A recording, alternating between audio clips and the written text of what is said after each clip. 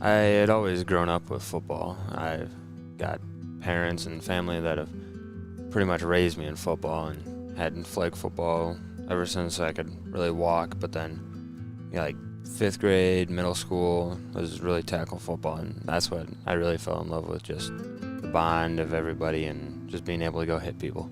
Awesome. Who was your first coach in football? Do you remember that far back? I don't remember my first coach with flag football and whatnot, but middle school was a classmate of mine. He moved away, but Pat Ellingson. And then I've got Brandon Chestnut and Scott Ebert. Do you have any specific memories from when you kind of, maybe not you first started playing, but kind of a memory when you were younger from playing? In middle school with junior football, we were able to play in the dome, so going in there the first time, that was a pretty nice experience. And then just middle school, it was all just fun and going to fly around and make tackles and just have a fun time. What do you kind of want to share with your parents, just to kind of, obviously you mentioned they got you started with this, and you want to share with them? Well, I just want to thank them for everything that they've done and being so supportive of me and all the ups and downs that I've had in the last year with injuries and whatnot. But I really just want to thank them just being so supportive of me and being proud of everything that I've done. Seth James is a kid, played really well for us last year and grew even more this year as a senior. Defensively, he's been a solid guy for our edge, and as far as character goes, you couldn't ask for a better kid. He's a fantastic kid in the classroom, definitely a kid that's going to be a leader in his community going forward. Tell me about when you first started playing football. It was 7th grade with Chestnut. It was a good team that we had. Playing O-line and not remembering the plays.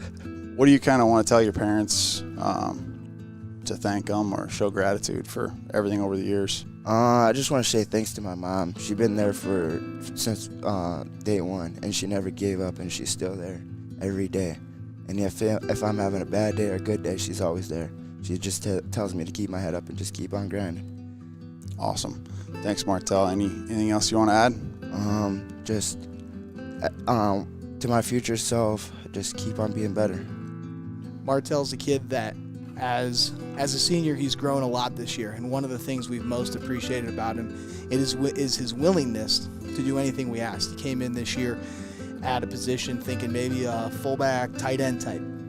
We had some injuries go down. We're trying to figure some stuff out on the offensive line. We say, hey, can we move you to the O-line? He says, absolutely. Gets a number change, practices at the offensive line. As the season's kind of progressed, now we're looking at potentially bringing him back to tight end. So here we go, and now we're going to ask him to number change again, learn some new stuff. And every time we've done this, he's just said, yes, coach, you've got it. It's one of the things we've appreciated about him. He's been solid for us on special teams, and we've really appreciated his flexibility this year. Started playing football during recess back in elementary school. And I always used to see the tackle football practice outside my house, because it's right by the practice field. Then I just kind of asked my parents one day if they could sign me up, and that's how I pretty much got started. If someone mentions it, boom, my mind goes to this memory. Probably my first touchdown. Just a lob to the back of the end zone. Jumped up, caught it. Yeah, it's probably what I think about the most. Did John DeLay throw it, or? No, it was Brock. What message do you want to give to your parents to just kind of let them know that you're thankful for all that they've done and the support over the years? Yeah, just thank them for signing me up for football pretty much, because without that, I don't know. Levi Fitzgerald has really blossomed into a fantastic punter for us. I'll be interested as we run the numbers. He might land himself in an all-state conversation. He's just been such a solid contributor to us. He's been super consistent, which when it comes to special teams, that's really what you're looking for. He's had to battle for everything he's gotten, and he's really shown this year that he can be that consistent guy, play in, play out. And whether that's offense, defense, or special teams, he's been great for us. I grew up playing flag football and stuff with my dad. coaching me. But the first time I really got the full experience was 6th grade. We had a team called the Diesel Dogs, and that was my first glimpse of like tackle football, and that was just a really fun experience. The coaches just teaching me everything, and being able to do hitting drills for the first time was really fun with all the guys. So that was probably my first glimpse of football. The Diesel Dogs, huh? Yeah, it was. That's pretty cool. Sponsored by one of our friends. Gas station? Dads. Is it a gas station? No, he had a company. Okay. Probably the first, we had a jamboree for our first game, and I was the quarterback. I remember 6th grade, and just, the play kind of fell apart, and I remember scrambling for my first touchdown in 6th grade, and I just remember Pat coming up to me and, telling me, yeah, that's what you do. He's like, good job, and just, that really lit it up for me, and I really liked playing football from then on. I'd like to thank my parents because they supported everything I do. So right away when I told them, they were a little nervous because if I get hurt for basketball, but after that, I'm pretty sure they just were happy that I was going out and that I like it. So I just want to thank them for that, and just for my dad playing catch with me and just bringing me up in football, and it's been a good few years. So John DeLay as a kid came out late, a little bit late this year, but has really shown and grasped the concept of play every play like it's your last. He really has taken that to heart, and the attitude at which he treats practice, the attitude at which he treats games, he's just thankful for every rep he can get, regardless if it's special teams, offense, defense, scout team. He's just been a fantastic addition this year.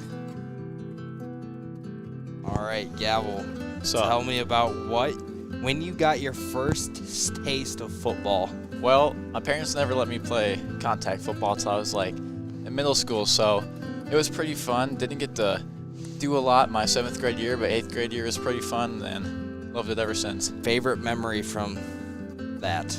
My sophomore year, we were in a playoff game, and as time was expiring, Tavon Alu rolled out and hit Isaiah Richards for a game-winning touchdown. I remember running on the field, and Ronaldo was like, get back, because the refs hadn't called a touchdown yet, but eventually they did, and we basically won on the game winner, and that was probably my favorite football memory. Do you got any special messages to the younger kids, or? Not really, just enjoy every second of it, because I feel like yesterday I was 7th grader, and now I'm a senior, so time flies. What do you want to say to your parents?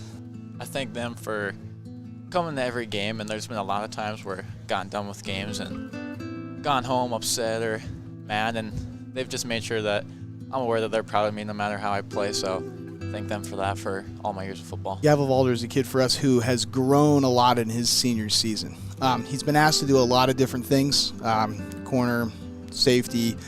We initially had him at wingback, now we've got him at fullback, and every move that we've made with him, he's given us everything that he's got.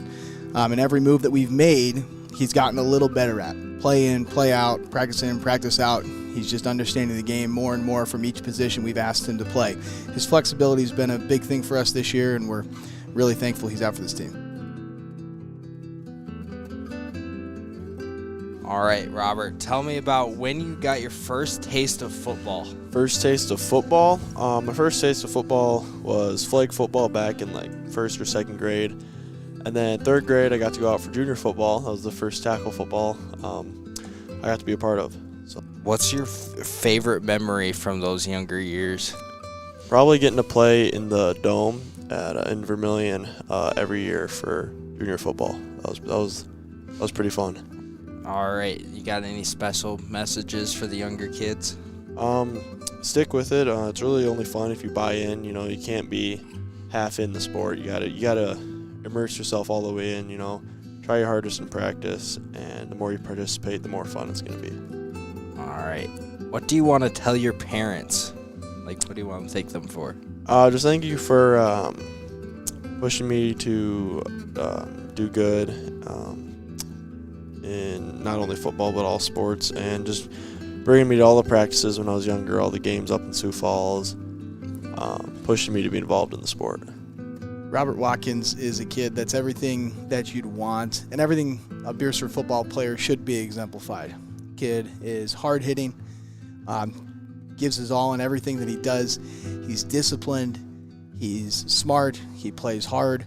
And not only is he that way on the field, but he's also that way off the field. He's a leader for all of our younger guys, just to show them exactly what we want a senior football player to be. Oh, I didn't start playing football until middle school because my mom wouldn't let me play until it was free. So 7th grade year was my first year playing football. Who's your coach? At that time it was Troy James, and then 8th grade it was Adam Nelson. What are your memories from those first years? The first years. I remember 8th grade year, last game, got a concussion before the last game, and then I decided that I wasn't gonna wear. It was like really cold. It was like 22 degrees, and I decided I wasn't gonna wear a sweatshirt. So I remember sitting on the sideline freezing. Tough though. You're Yep. tough. Mhm. Tough guy. Made Can it handle through that it. 22-degree weather without a sweatshirt on. Anything you want to let your parents know? Kind of a thank you for senior night? Anything like that? Yeah, just thank you for coming to all the games. I don't think she's missed one. My mom hasn't missed one. But yeah, thanks for coming to all the games, supporting.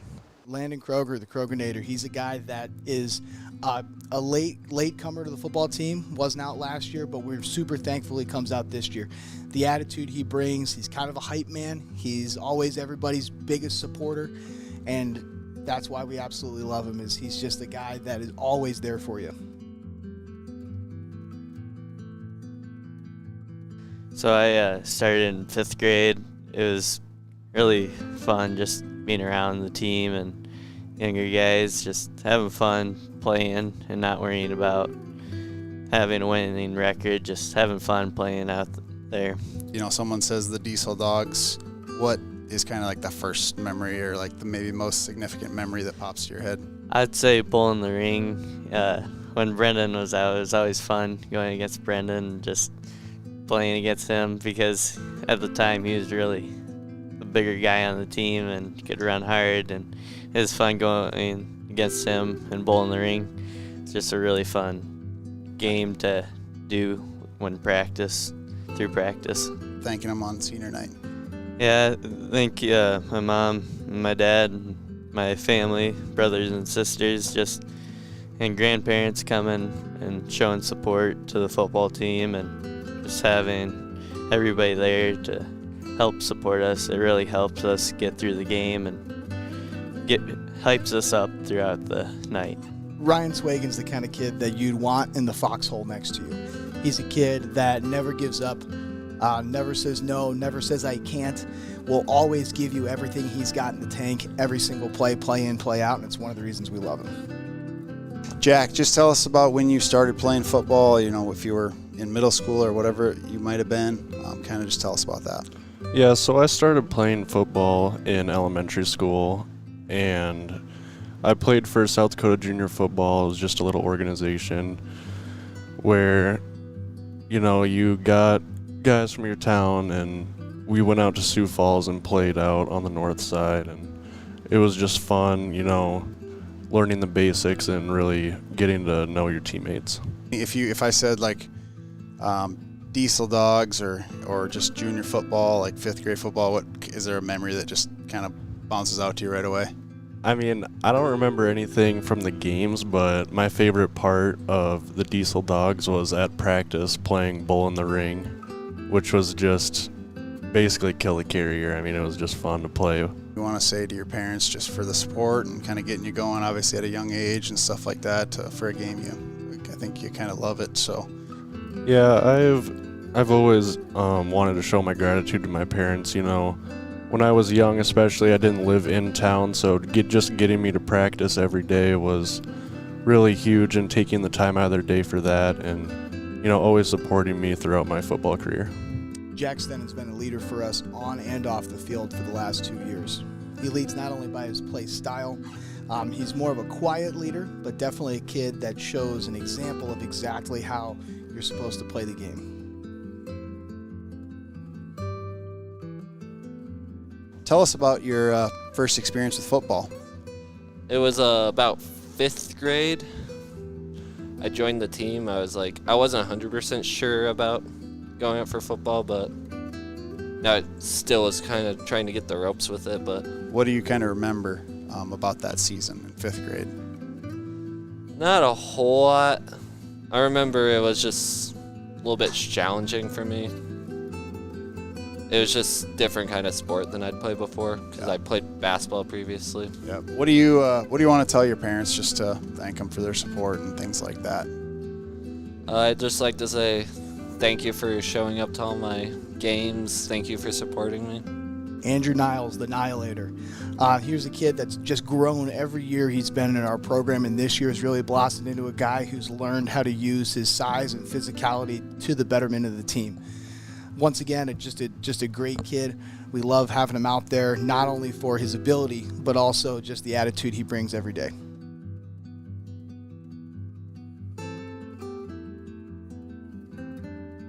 Probably going out to the Strive gymnastics and tumbling with everyone. Going out to Strive and the USD camp. That was pretty fun. Mine would probably be getting all my cheers down and memorizing them. And I finally got them all figured out. I would say stunting has been a big highlight for us this year because it's all new people and trust. And I really liked doing all the cheers and then figuring out extension and the stunts. Yeah, I'd say after getting like most of the cheers learned, it got really fun. Like games were just really fun and all the team bonding. Definitely one of the best sports I've ever been in. Oh, definitely the brownies. Like when people want the brownies. 100%, yeah. So in between the 3rd and 4th quarter, we always throw cosmic brownies out to the crowd in the student section, and we throw them to whoever's the loudest. Yeah. And Ava has a poster that says cheer for brownies, and it really helps, I think. Well, I really wanted to join cheer this year because, as senior, and I just wanted to try it out, and it always seemed really fun. So this was also my first year. I wanted to do it like last year, but I was just too scared to, and I was like, why not just do it this year? It's senior year. And it's also my first year, and I've always kind of had it in the back of my head, but then Delaney told me she wanted me to do it, so then she wasn't the only senior. So then I just tried out and made it, so yeah. I got started because my sister did it, and then my mom started coaching when my sister started, so then I just kind of was brought into it. So I've been in it all 4 years. And getting your fingers ripped apart on the track when you were stunting? Oh, for sure, when we're tumbling. Mine would either be when we do a truck-in and Maya and Macy pull my hair out, or I would say probably all the times that I've been dropped in stunts. You're welcome. You've not been dropped to the floor. I'd probably say when Delaney doesn't turn to me and repeats the cheer. Oh, yeah. And I can barely hear her with the wind and then the loudspeaker and everything. Yeah. I'll be better. I forgive you. Barbie, yeah. Barbie was so good. I think everyone needs to see that movie. I felt like it was all over the place, but It was so I didn't funny. really understand it a whole lot. But like it was a decent movie. The last movie I went to was The Sound of Freedom, and I was really scared after it. The last movie I went to was The Little Mermaid, and I thought it was pretty good. Not as good as the original, but good. Yeah. I think it was Barbarian. Maybe. Okay. That was super weird, but it was like really funny because it was really weird. Okay. Mine was Barbie. I really liked it. It was super fun to like dress up, and it was really funny, and it just changes your like whole life perspective. Probably when I was throwing Molly up for the first time on yeah. What are those called? Shoulder sit. Shoulder sit. And I was like running around the wrestling room with her on my shoulders, and it was so funny. I have to think about this one. I don't Like, there's been funny stuff. When I was cheering like BEAT beat the Bulldogs, and we were not playing the Bulldogs. That was everybody could always hear me. says the Bulldogs. Yeah. Because that was his in the example cheer. Something that was funny that happened was the other night at practice.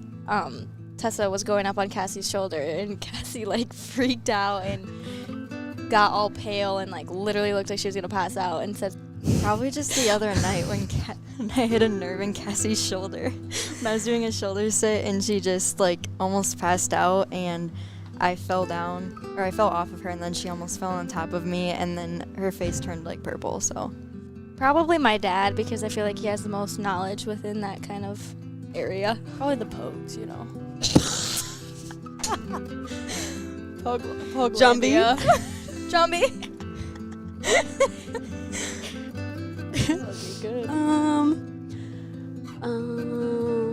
I'd probably want to be Stranded with Adam Sandler because I feel like he's been in a lot of movies and he'd keep me entertained.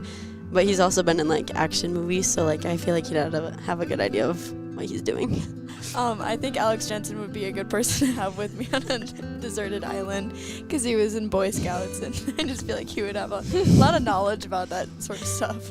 Okay, probably the sound of a clock, like ticking. That's my biggest pet peeve ever. And another one is that sound that dogs make with their mouths, that sound. It's just my biggest pet peeve ever. Fingernail tapping. Like when people tap their fingernails, and then when they don't close their mouth when they eat. Yeah, that's mine. When they eat with their mouth open. Or if you like ask me what more than once, like I'm probably not gonna answer you. Or when you they ask a question after you already answered the question. Yeah. Like you say a whole story and then like what, who, when you already answered those questions. I just want to say thank you to my mom and my dad because they've been super supportive. And my dad has came to every single game where he's tried to, the last one. So yeah, I just want to thank them for everything, and yeah. I just want to say thank you too. I know I come home with a lot of things to complain about, and you're always there to listen to me. So thanks for that. I just want to say thank you to my mom and dad and my grandparents. They've always been there supporting me. My dad, thanks Dad for taking a bunch of videos and pictures and sending them to me. And Mom, thanks for washing my cheer uniform all the time because I don't know how to without ruining it. So thank you. I thank them for giving me all the opportunities that they've given me throughout my life. I thank them for encouraging me to go out for a cheer for my last year of high school.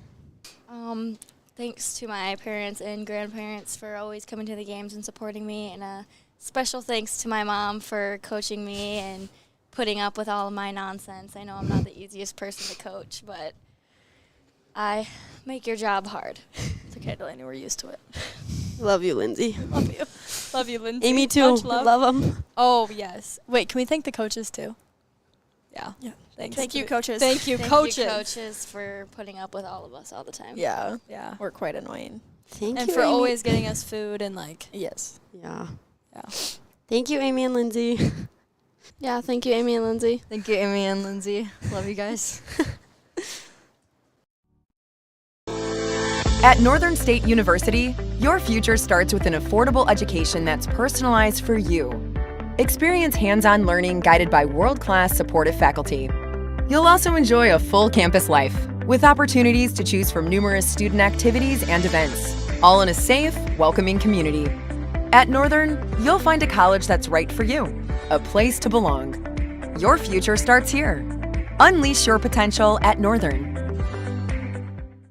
It's known as a hidden gem, one of the best 9-hole golf courses in South Dakota. The Bridges at Beersford Golf Course is top-notch, but with the golf season coming to an end, the Bridges still has plenty going on. Their event center can accommodate weddings, anniversaries, bridal showers, baby showers, or meetings. Save their phone number, check out their website, and be sure to sign up for their monthly e-newsletters to stay up to date on specials and events at the Bridges at Beersford.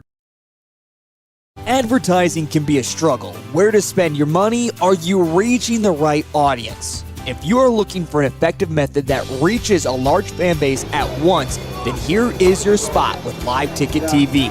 With over 65 schools in the state of South Dakota, we can help you find the right market. Plus, you can work with me, Heath, and a portion of all sales made go right back to the school. Get a hold of me today and let's get started in helping build your brand with Live Ticket TV. Andrew Niles, Core son Cares of helps Jana individuals and Steve stay at Niles. home by offering caregiving, nursing, and medical alert systems in over 55 communities in South Dakota. Specializing in tasks like bathing, meal prep, and medication setups, our well-trained staff delivers exceptional care. Jack We invest in Stenning, our son of team through Jason and customized Jessica training and Stenning. comprehensive benefits. To learn more about job opportunities or services, visit our website at corecares.com. Core Cares, proudly serving our community. This is what matters. This is beyond X's and O's. This is the difference mutual respect Ryan makes. Sfagan, This son is of what Mike character and Shelley looks like. Sfagan. This is what defines us in South Dakota. This is sportsmanship. School sports. It's not the outcome that matters most, but the way the games are played. This message presented by the South Dakota High School Activities Association and the South Dakota Interscholastic Athletic Robert Administrators Watkins, Association. son of Travis and Lisa Watkins. Customer service is more than just a word. It's what Jensen Insurance Agency and Auto Owners Insurance does every day. We have more companies than most agencies in town. We're able to find a competitive market for each family. We're able to farm that out, quote it with each of our carriers, including Auto Owners Insurance. Gavel first, Volder, and see son what of Mike best and fits. Angie In Sioux Tiedemann Falls, and Jason Biddeford, and Volder. Elk Point. Go to JensenAgencyOnline.com to find out more. Jensen Insurance Agency, building relationships since 1944.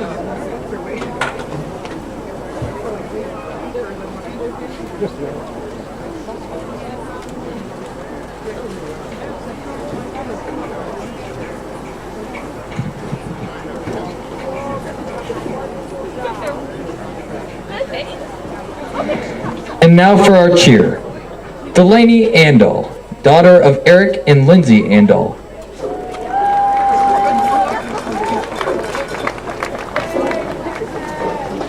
Whether you are pregnant or planning ahead, you and your baby deserve a healthy start. We offer a wide range of services such as advocacy, health Maya screenings Bach, and education, daughter of Troy Bach hair and Jessica coordination and Bach. car seat safety, participant empowerment, referral services, and fatherhood support.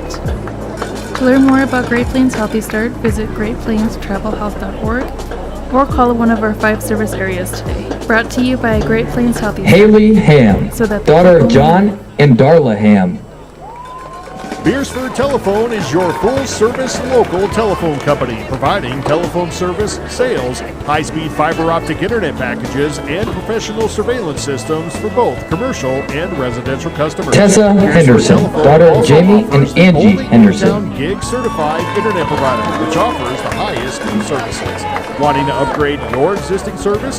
Contact Beersford Telephone today and let them get started on your high-speed services in no time. Ace is the place with the helpful hardware. Hallie folks. Livingston, Ace is the daughter only of Derek hardware and retailer Emily that carries Livingston. Benjamin Moore paint at over 3,800 stores. With Benjamin Moore's premium quality, you can be confident you're getting the best. You can buy in store or order what you need online for curbside pickup or delivery. When you want the best, Benjamin Moore paint from Ace at participating stores. Find Benjamin Moore paint and Cassandra other great Tweed, products at daughter your of locally Jason owned and Bridget Olson's Tweed. Ace Hardware in Beersford. At Northern State University, your future starts with an affordable education that's personalized for you. Experience hands-on learning guided by world-class supportive faculty. You'll also enjoy a full campus life. Please give a round of applause for these seniors and their parents. And events, all in a safe, welcoming community. At Northern, you'll find a college that's right for you, a place to belong. Your future starts here. At halftime, we will honor our boys golf, cross country, and competitive dance teams. Do you have a pest problem? Got bats, ants, termites? Family owned and operated, Olson's Pest Technicians have had over 50 years experience taking care of pest problems in places across South Dakota, Nebraska, and Iowa, utilizing brilliant methods And now such as for our Sioux Falls Centricon bait Christian stations for Chargers. termites and Vicane treatment for bed bugs. First, There's no the pest too cheerleaders. tough for Olson's Pest Technicians. Livy Jensen, If you have pest problems, call 800-KILL-BUGS. Emily Ortega, Ag Service Partners is your trusted company for Pioneer Seed, Anna chemicals, and crop insurance. Pioneer Seeds has developed and tested products Izzy to meet your Boltzmann. challenges in the field. Ag Service Partners also has you covered Olivia when rain comes or Haug. anything else you may need with crop insurance. Tested and tried chemicals right here in the Grace area to provide Henkel. the best yield for your field. Write down the number and contact Ag Chelsea Service Partners Roberts. for the best farming season year in and year out. JC Schlankner, Fiesta Foods in Beersford is a family-owned store that offers a convenient one-stop shop where you can find everything you need, from the everyday essentials to specialty items from around the world. Find their weekly ad on their website. Fiesta Foods also has the best selection of cut meats in their deli. Your Sioux Falls fresh bakery, Christian fresh started produce, in London. and no matter the season or holiday, Fiesta Foods has it all right there in store. Open 7 days a week. Fiesta Foods is your one-stop store right in the hometown of Beersford.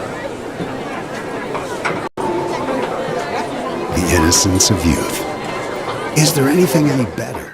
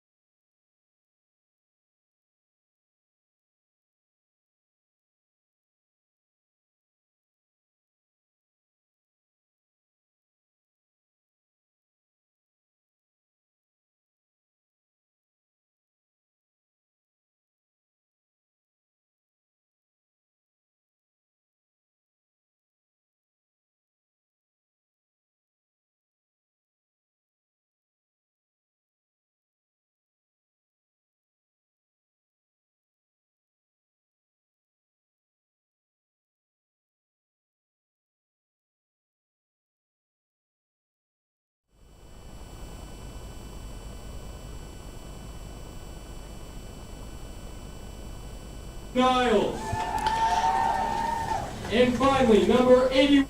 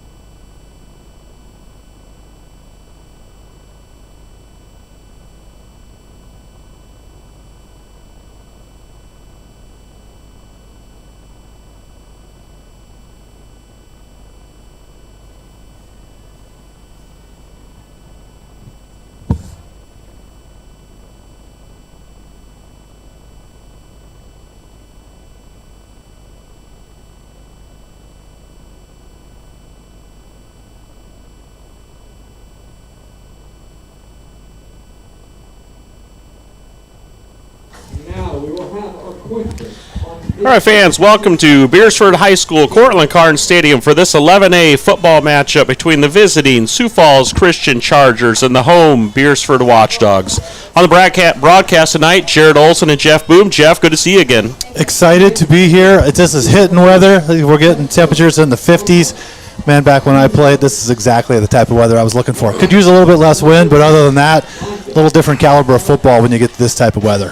Yeah, stiff breeze coming out of the northwest. It will be interesting. Again, those joining in online, the left side you're seeing the screen from would be the north. The right side would be the south. So the wind is kind of coming from that left to right.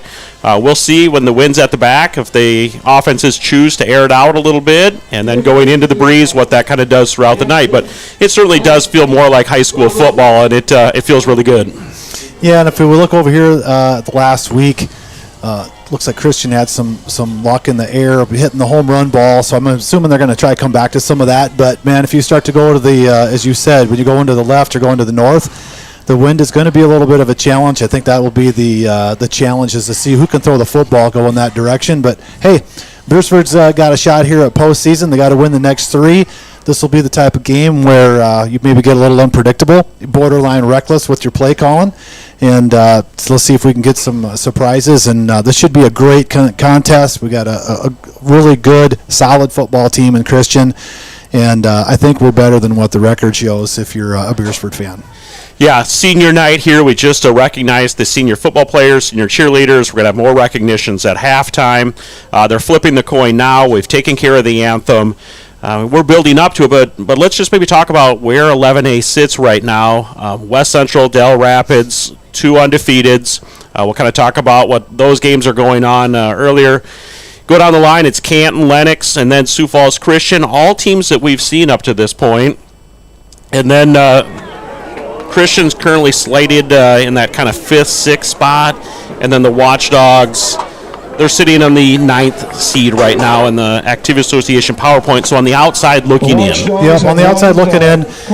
Essentially, we've got a handful of, several teams looking for those last 2 playoff spots. Dakota Valley kind of hits that lowest end, saying hey, they've probably already got themselves in. But I will say this about everything aside, don't look at the record, but if you look at the strength of schedule, the Watchdogs have had a brutal schedule. The only team they haven't played or will not play that's in that top group is West Central. Who do we replace?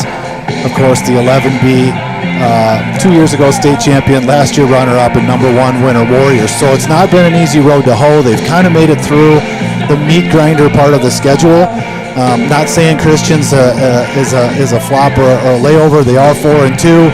But if you look at the strength of schedule and take the wins and losses aside, some of the wins that Christian had aren't against the highest rated opponents, and Beersford had to kind of run through that gauntlet. So I'm really excited. I think we're going to see a hotly contested football game tonight, and so we're ready for a barn burner is what we're looking for.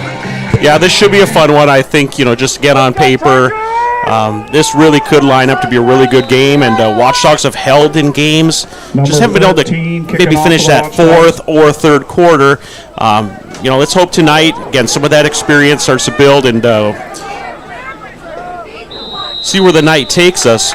Yeah, and that's probably one of the things that stands out if you look at this season. We're a really good first-half football team. Tonight's going to be one of those games where we have to really, when I say we talk about Watchdogs, if we put this together in all 3 phases, offense, defense, special teams, they've got a really good chance at pulling off what I'm going to call an upset. If you look at this from the record standpoint, Christian's going to come in as the favorite. They've got some real studs in their linebacker position. They've got some good skilled positions. A dangerous quarterback. He's also a lefty. So it's going to be interesting to see if they decide to throw the football tonight. That quarterback you referenced is Lincoln Prins, the junior, 6 foot, 175 pounds. He takes that snap in the gun, hands it off to his running back, gain of about 5 on the play, so they'll bring up 2nd and 5 here for the Chargers. And it looks like the Chargers like to set up in a shotgun, 2 running backs right next to them. Looks like they're going to kind of go out of a set here where they're going to get a chance for the running backs to get a good look when they get the ball and see what's out in front of them. Probably run some pulling guards and some pulling tackles, maybe a center once in a while. Get out in front and try to hit those outside runs. Yeah, that was number 10, Braden Whitty, the junior, 6'1", 197 pounds, working off the Sioux Falls Christian left side. Gain of about 3. It'll bring up third and we'll call it a short 1 here for the Chargers. Pivotal play already this early in the game here, 3rd and short. Pulling guard. Works straight up the middle. It is met with contact, but it looks like by the far official, they are a half a yard past the stick, so that should be enough for a Sioux Falls Christian Chargers first down. Yeah, it's hard to see where those sticks are on the other side of the field. You know, from this point of view, it looked like it was pretty close, but sometimes when you have the crown of the field, it's a little harder to see what those sticks look like over there. So he must have earned the first down, and here we are with a new set of downs.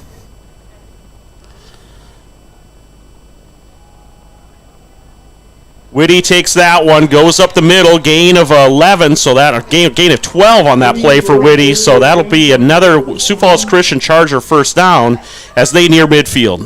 And if you look at their really good blocking up front, a lot of blocks were made, but they kind of stopped everybody at the line of scrimmage, opened up a nice hole. Jared, you and I could have probably ran through that one. And here's another one, too. The offensive line for the Chargers is doing one whale of a job so far this part of the game here on the first series. So another 12-ish yards for Whitty into Watchdog territory. 1st and 10 for the Chargers from the Watchdog 39-yard line. And I think one of the standouts on the offense is their center. That would be number 54, Caden Van Otterloo. I think he's a special player. Probably gets some state recognition this year, too. Whitty, the ball carrier again, gain of 5. Bring up 2nd and 5 for the Chargers. Crowd's getting a little restless. Understandably so. We're looking for a big play, and I think that this is where sometimes Beersford can come up and get that key turnover, just like we did last week in Del Rapids. Del Rapids was knocking on the door, found a way to get the ball back. So hopefully the Dogs can find a way here to peel the ball away on one of these runs. This is near the first down marker. They are looking like they are going to bring the chains out. Sharp and Nelson. Yeah, the referee has stopped the clock. They are going to bring the chains out, it appears, or he's going to take a look down the line.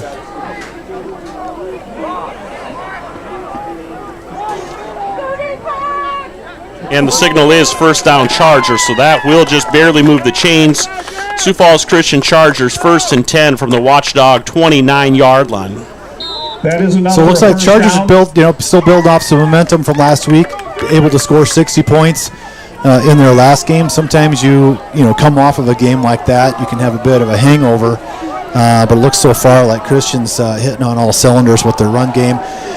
Essentially taking the left guard, pulling him around the center. When you get someone the size of Lincoln Schminko, they're at 6'4", 290. Looks like he's got pretty good feet. He's able to pull around the center, open up a hole there. So it looks like they found some success with that, and they're going to stick with that run and that particular play here.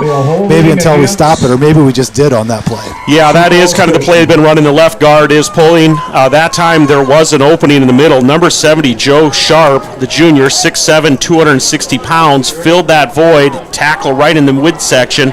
Chargers did commit a holding penalty, so Watchdogs will take that, back them up. 1st and 20 from the Watchdog 38, 39-yard line. Little misdirection. They're going to work outside to the left this time.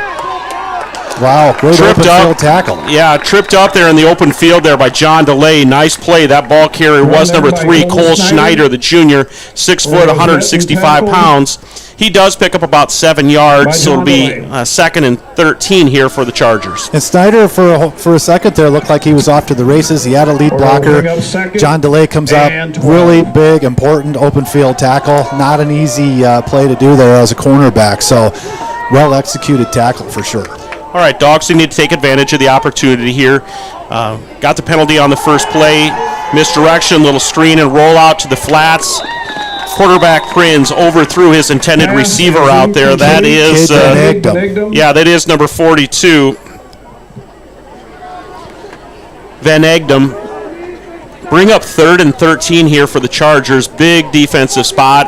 I would assume the Chargers at this point of the field are looking at this as they have 2 downs to pick up this 13 yards. Yeah, and this is one of those spots as a defense, you say, okay, what do we do? Do we bring pressure and, in fear of leaving some people open in the back part of the secondary? They're going to run the ball. They're going to run to the narrow side of the field even. Watchdogs do gather up on it. Host of dogs using that sideline as an extra defender. Gain of about 5, so they bend but don't break. Put the Chargers in a tough position here. Now 4th and, we'll see where the stick gets set. We'll call it 4th and 7 here. Yeah, that's, that's an interesting call, but I think right now Christian feels pretty confident in their run. And really, if you looked at the defense, the way they aligned, they really pressed up in the box, kind of daring them to pass the ball. And I'm gonna expect they're gonna probably keep it on the ground here again and see if they can pick it up. You don't have to pass. Of course, I'm wrong. Pass play, plenty of time for the quarterback. He does find his little outlet. Watchdogs do wrap him up. Big hit there brought by Robert Watkins, I believe, again.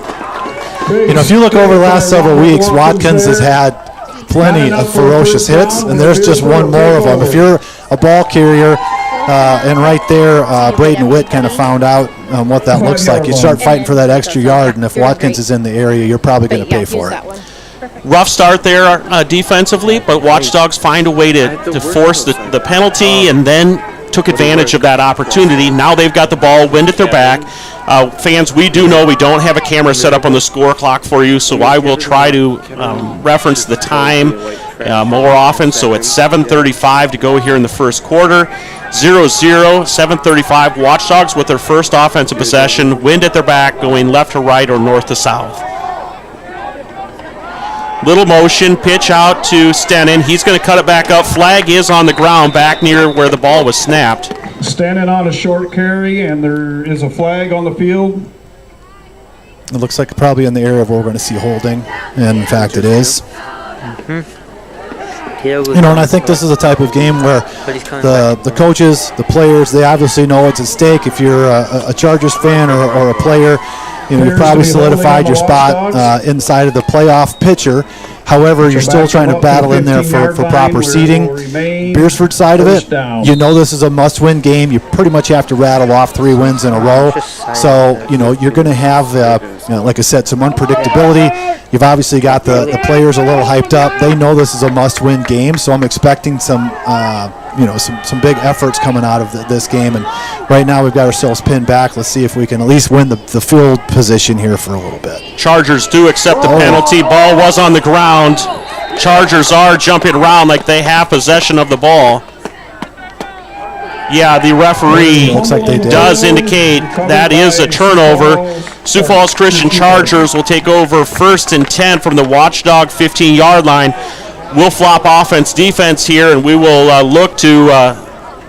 Yep, so it looks like maybe we fumbled that on the exchange. Something didn't come real clean. Caden Van Otterloo, number 54, senior for Christian, comes up with the football. And, this year, unfortunately, there's times you just shake your head. You get bit by the turnover bug. You don't necessarily go out in the game saying, hey, let's find ways to turn the ball over. And sometimes they just happen. Sometimes it's execution. Sometimes it's a bad hop. Puts us in a tough spot, but defensively they know what they got to do. Right now is basically you got to hold firm. A little more of that bend, but don't break. But you're at the breaking point right here. So let's see if they can come up with a big stop. High snap, quarterback does grab it. Quick pitch out to the left side, finds the running back, number 10, Braden Whitty. Junior, 6'1", 197 pounds. He goes around the left side. Gain of it looks like about 7 on the play. It'll bring up 2nd and 3 for the Chargers. And they got a nice gain on it. We'll say Seth James had some nice pursuit. If you want to look at Braden and Seth on a track meet, Braden's probably going to win those races. But there's another one of those effort plays that I talked about. If you looked at that particular play, he could have easily scored if we don't have our defensive end coming after him along the sideline there. Lead blocker, quarterback keeps it that time. Short gain. It's going to be close to the yard to gain for the first down. Stop for the Watchdogs. That was Cohen Shirk on the tackle. So the Chargers here, they have an opportunity. If they don't put it in the end zone, they can pick up a first down, get a new fresh set of downs. going into the end zone. So they're in a good position. They don't have to really air it out unless they want to try to do something as a surprise. But they can kind of pound the rock here two plays in a row if they don't get it on this. It looks like he maybe have scored there. That is Whitty. He is in for the touchdown. So Sioux Falls Christian Chargers first on the board. They lead 6-0 with 6 minutes, 36 seconds left to go in this opening quarter. So following the turnover, 3 or 4 plays, Chargers punch it in. They lead 6-0 with 6:36 to go in the first. Yeah, and it's really unfortunate. You make the nice stop, and then we turn around and give the ball back deep in our territory. But hey, this is you're playing for playoff postseason lives right now. We step up, forget about what happened on this drive, forget about the turnover, step back up when you get the ball here and start to execute your offense. High snap, but the holder, quarterback Lincoln Krins, gets it down, and the kicker, Jacob Doctor, the senior kicker, 5'11", 164 pounds, puts that up through the uprights. So the Sioux Falls Christian Chargers lead 7-0 here in this first quarter. Right now you're going to face a little adversity. You're in the first quarter. You're down by a score, but you are on your home field. This is a good opportunity. We've had enough games now. We're in the final third of the season. You know who your leaders are.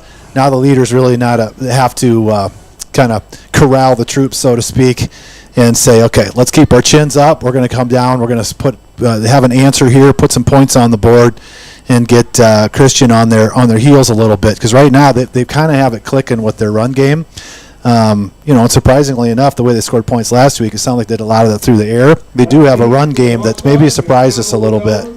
6:36 here. The Watchdogs should get decent field position. We'll see what Jacob Doctor can do kicking into the wind here on this opening kickoff.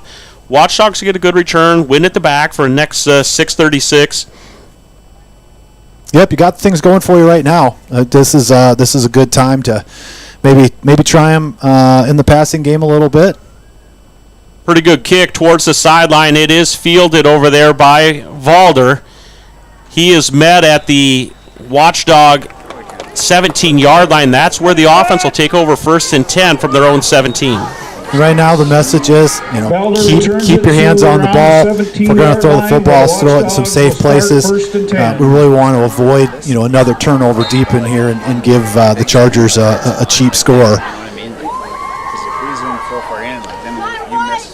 All right, Watchdogs with one receiver split out to the right, double wing formation.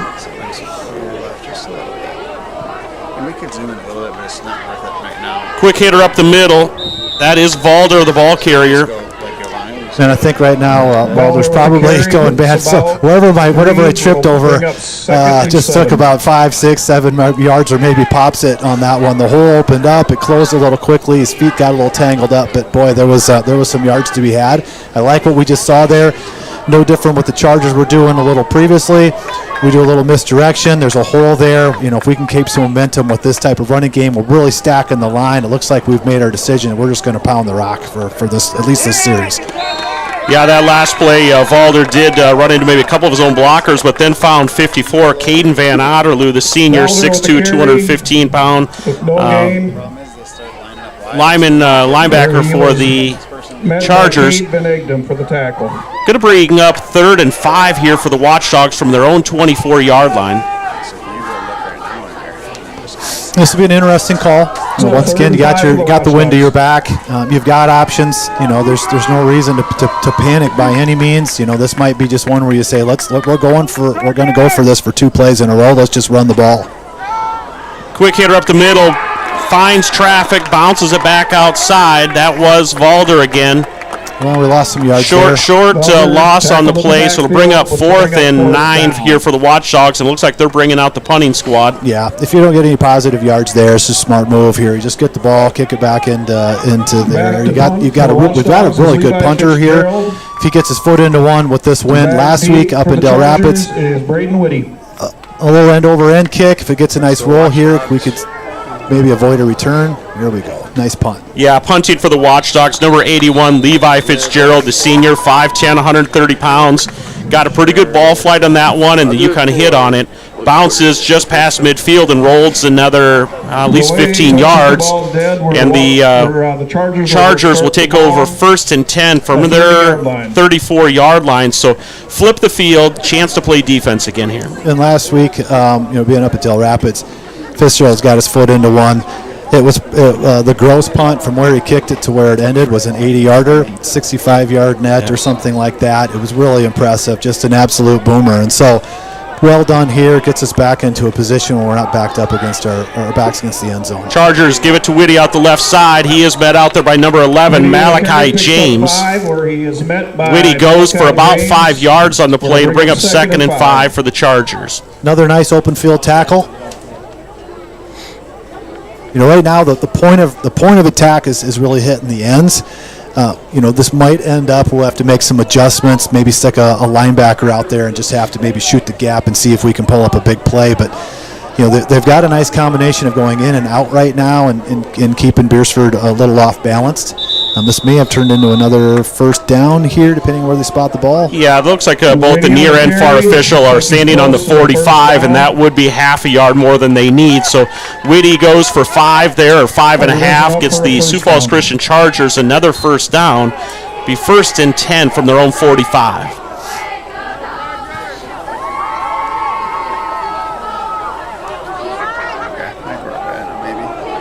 Same play in there to disrupt things was Niles, and then he just slowed him up enough. Hard run by Wade. Initial contact there by number 64, Andrew Niles, the senior defensive lineman, 6'5", 270 pounds. Just couldn't quite wrap him up, but did slow him down. And Christian right now, they're not even going to disguise what they want to do. They're going to come up. They're going heavy on the line, keeping everything close, running the football inside, outside. Whitty runs with a lot of determination. You're not going to tackle him. We'll tip ball at the line, but you're not going to tackle Whitty with an arm tackle. You're going to have to do some gang tackling. So they basically are not at this point. They've kind of shown here that they like to just hand the ball off to him. Tried to hit us with a quick popper on this one. Someone got their hand up, tipped the ball, probably saved a 1st down there. So nice job on the defensive line by the Watchdogs. Yeah, set that play up. Same motion, that time play action, and Prinz was looking for, I believe it was number 32, Jake Spronk, the sophomore tight end, 6'1", 198 pounds. Just threw a little behind him and pulling guard from the right to left this time. Whitty is running really hard, though. He is. You've got carrying some people along the way. This is one where you got to almost catch him square up at the line of scrimmage, get him wrapped up, because if you want to do an arm tackle, he's definitely gonna run through those. So he is really close at this point of popping one. So it'd be nice to figure out a way how to get him kind of corralled and slow him down a little bit. And they do give it back to Whitty. He is met initial contact about 4 yards into the play. Goes about another 3, so it'll bring up 2nd and 3 here for the Chargers. And, if you look at the size, 6'1", 197 pounds, he's actually, although it looks like he's a little shifty, he's got some size to him, and so when you get some speed, some agility with someone at 6'1", 197, it's a lot to bring him down. And he's definitely their bell cow, because they'll hand it off to him apparently one time after another. He's getting up a little slower on this play, though. Yeah, much slower getting up on that one, but he does appear to be walking normal here. And he does have a lead blocker, Colton Steen, former Watchdog, junior, 5'11", 208 pounds. So Steen is that kind of up back that's a leading man through the hole. Yep, they've got some familiarity with him. Jensen Pixler comes in to give Whitty a break. We'll see if they hand it off to him and continue with this running game that they've got. Pulling left this time. Ran right up the middle, and he is met by Joe Sharp again. We referenced Joe earlier. Also in on the tackle was number 64, and we referenced him as well, Andrew Niles. So great 3rd down play there by the interior of the Watchdog defense. Brings up an interesting 4th and 1.5 here. And if you're Chargers, you really don't have a whole lot to lose on this one. Whether you punt it away, try to put them deeper into their end zone, or you go for it, you're still on the right side of the 50-yard line in for the Chargers. So going forward here probably makes a lot of sense. They've had some success running the ball. we got a little confusion of who's going to be on the field. I don't know if they're going to call a quick timeout here or if we're set. Yeah, there's signals for the offensive play. We're coming in. The miscommunication. Quarterback does hold on to it. I think he gets just to the line to gain, but the running back substitution in there for Whitty did have a miscommunication, and they get it just by the length of a ball. And Lincoln Priz shows a lot of composure there. That could have turned into a disaster. That could have been a turnover. Instead, keeps his composure, looks upfield, finds a lane, and just gets enough to get that first down. Contact there shooting in. I believe that was number 9, Svegan, wasn't it? I believe it was. Yeah, I believe it was Ryan Svegan, the senior, 6'1", 180 pounds, came flying through the line, read the run play, initiated contact with the back. Gain of 1 here for the Chargers, bring up 2nd and 9, and they are going to let the quarter expire here, so that is the end of the first quarter. Sioux Falls Christian Chargers 7, Beersford 0. We'll let them flip sides of the field here, Jeff. We'll go to a quick commercial break. We'll be right back with the second. But soon they'll be in high school and facing all the same challenges you faced. How to make friends, how to fit in, how to be cool. We want our children to have everything they'll need to live fulfilling and productive lives. Make sure the kids in your family are among the more than 57,000 participants here in South Dakota who take part in high school sports or activities. Are you looking for a professional house painter in the surrounding area? Big or small, new or old, Albers Painting specializes in restoring the true beauty of your home or business. Albers Painting is your professional commercial painter in Lenox in southeastern South Dakota.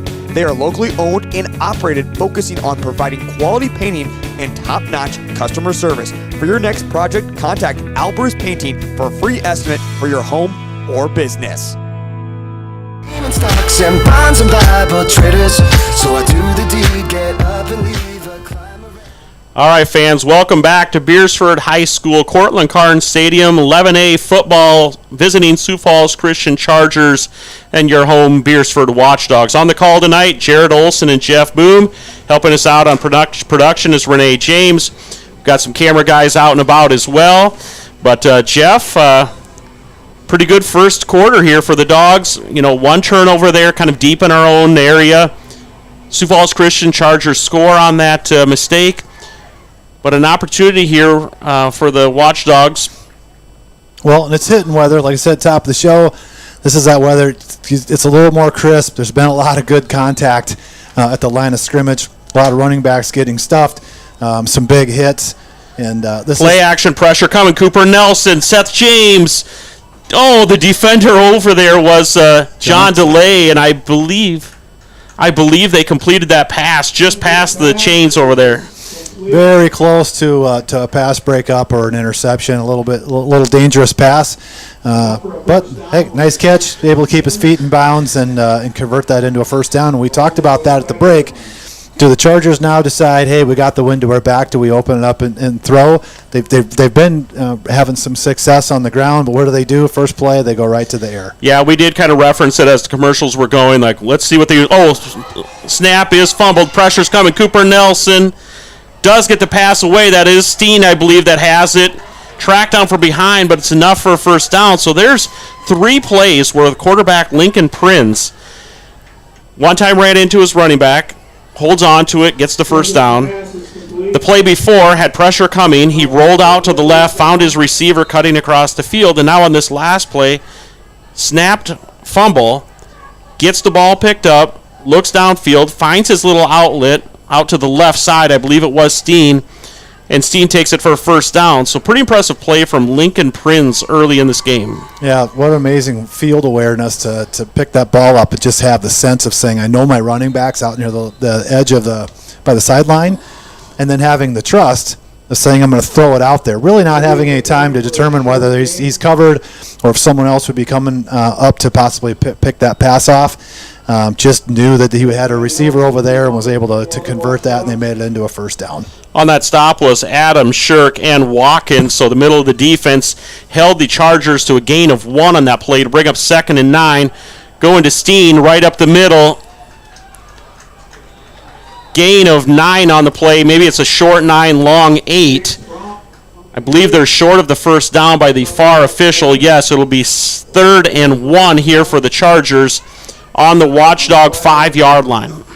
You know, it's kind of unfortunate you see Steen having this kind of success, and you were thinking here a couple of years ago about, hey, we're going to have a pretty quality football player, also a trackster. I think he wrestled as well, if I remember correctly, but a good athlete all around, and now they've kind of switched it up from Whitty, and they're making Steen their bell cow back. Yeah, Steen, the carrier, stopped by Niles, and in on that, also on that for the Watchdogs was number 5, Jack Stennon, so it'll bring up 4th, and there was a loss in that play, so 4th and 2 here for the Chargers. Little option out to the left. They've got Whitty back in the game, and he goes in untouched for Sioux Falls Christian Chargers. And I really like the play call there. They were able to establish some inside run. Beersford finds a way to say, okay, we're not going to let you run inside anymore. They kind of pile it up inside of that. What do? They fake to go inside. They pop it to the outside, give you something you haven't seen yet in the form of an option. Everybody kind of collapses on the quarterback. He's able to pitch it out to Whitty. Whitty takes care of the rest of it. On the hold here for the extra point is Lincoln Prinz, and kicking for the Chargers is number 7, Jacob Doctor. Good hold. The kick is up and good as well. So with 9:34 left on the clock in the second quarter, Sioux Falls Christian Chargers lead 14-0.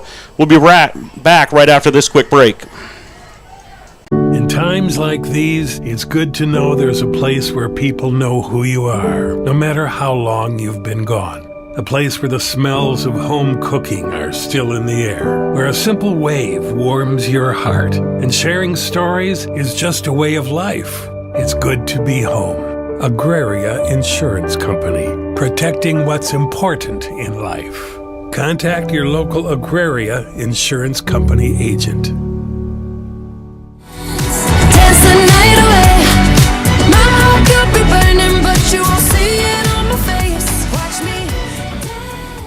All right, fans, welcome back. Cortland Carton Stadium here at Beersford High School. Jared Olson and Jeff Boom on the call. 9:34 to go left here in this second quarter. Sioux Falls Christian Chargers lead 14-0 over the Watchdogs. Back deep for the Dogs is Malachi James and also number 26, Gavel Valder. Kicking off for the Chargers is number 7, Jacob Doctor. We'll see on this kickoff. We like to run a little bit of a handoff or a fake handoff. Oh, very deep kick. Yeah, the last one was more of a squibbing kind of tough to field ball. That one he just put his foot under it, kicked it through the back of the end zone with the wind at his back. So very nice kick there from the senior Jacob Doctor. Watchdogs 1st and 10 here from their own 20-yard line. And I'm going to guess Jared Smith, head coach of the Chargers, would probably like, hey, I've got a kid that's got the leg. We got the wind to our back. We've had some success running some kickoffs back. Valder took one to the house here earlier in the year. We've had some big kick returns. That's probably the safest thing for them, and say, I'd rather let these guys have the ball in the 20 than give it to a dangerous kick returner. Double wing, little motion, inside handoff, ball carrier. Try to see coming up out of the bottom there. That is Stennon. On the stop for the Chargers is Whitty, and also coming out of there was number 34, Jensen Pixler. Gain of about 3 on the play, so it'll bring up 2nd and 7 for the Dogs. And this is what we're looking for. If you can get this 3 yards of crack, kind of have some consistency here. Now you put yourself in a position where you can get in that third and short. So let's see if we can peel off another 3-4 yard run here. Similar formation, motion straight down the line that time. And you see what the Chargers are doing here, and some teams have found success doing this earlier in the year too, and Dells was very good at it last week, starting to put a lot of pressure up. You put a lot of people towards the ball, and then do what you call a run blitz. So a lot of times when you talk about blitzing, that's something you see on a obvious passing down where you try to send more people than the blockers to try to get to the quarterback. But it's just as effective sometimes in a running game to send those extra linebackers, fill up some of those gaps. And right now it looks like they're going to be content by doing some blitzing right up in the middle. Yeah, 4 down linemen, 3 backers there. Oberle finds Watkins out to the right side. He is tracked down from behind, but not before Watkins can take it out for a first down. Connection from Oberle to Watkins, gain of about 15 on that little play. And that's the risk of your blitz. It's a risk and reward type of defense. Yes, you can come up with some big plays. You can really start to stone the offense at the line of scrimmage or create turnovers, but when you get caught off guard, you think that the ball's going to get run up the middle, they pop one out over the top, you're going to give up a big play, and right there is a good example of it. But you know what? Sometimes as a defensive coordinator, you're willing to give up one of those just to keep staying in your philosophy and to keep putting pressure on the run game. And right now, they know we have a freshman quarterback. Ashton's done a terrific job all year, but he's young. He's 14. Dell's obviously understood that to put a lot of pressure on him. So I could see at some point here, if we start to get some momentum with the passing game, they'll start to send a lot of pressure and make Oberle start to have to make some quick decisions. But right there, that's a really nice play. Quick pass, hit him right on the numbers. That was an injury timeout on the far side of the field. I believe it might have been the tackler that caught Watkins from behind, whether he came down on his back of his heel or what happened, but it was number 2, Jonah Hunter.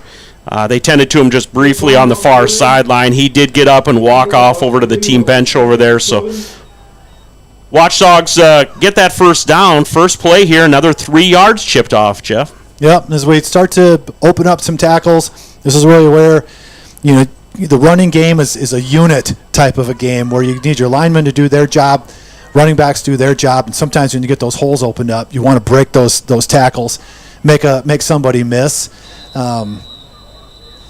And every once in a while, you've got that cutback lane and you just miss it. And I think this last play here, Fickbaum had missed it. This play here looked like we just kind of ran into a pile.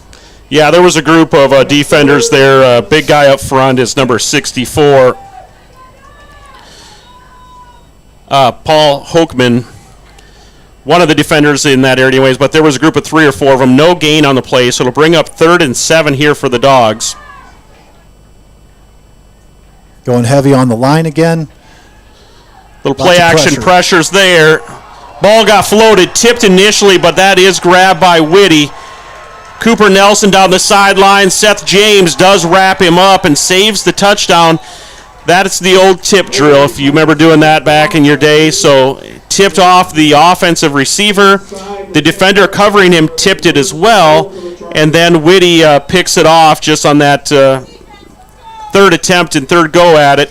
Grabs it about the 45-yard line, returns it down in the ballpark of about the 8-yard line. And talked about it earlier. We're a little snake bit this year. Sometimes you just shake your head and say, I don't know how these turnovers happen. It just, sometimes the ball bounces in the air and it falls right into a defender's hands. The ball could go any direction, but somehow it just seems to find them. And it's been a little bit of how the heck did that just happen on some of these turnovers? And of course, it fell into the hands of a good return guy. Oh, tremendous catch by Whitty. Quarterback was under pressure. He does deliver it over into the corner. Finds the standout, number 10, Braden Whitty, for a 8-yard touchdown pass. Well covered. Defenders between him and the ball. Hand in the air. Just misses the ball. Whitty comes up, peels that out of the sky with both hands, makes a tremendous catch. So far he's been a standout. So with 6:29 to go here in the first half, Sioux Falls Christian Chargers 20, Beersford Watchdogs 0, and on to kick the extra point attempt is number 7, Jacob Doctor. Almost blocked. Watchdogs bring some pressure, almost getting in there. It's that 65, Cohen Shirk, that almost got in there. Yep. Yeah. So with 6:29 on the clock, Sioux Falls Christian 21, Beersford 0. We'll be back right after this break. Classics Lounge in downtown Beersford is your destination for fun with darts, pool, and to catch all the action no matter what game it is. The colder season is here.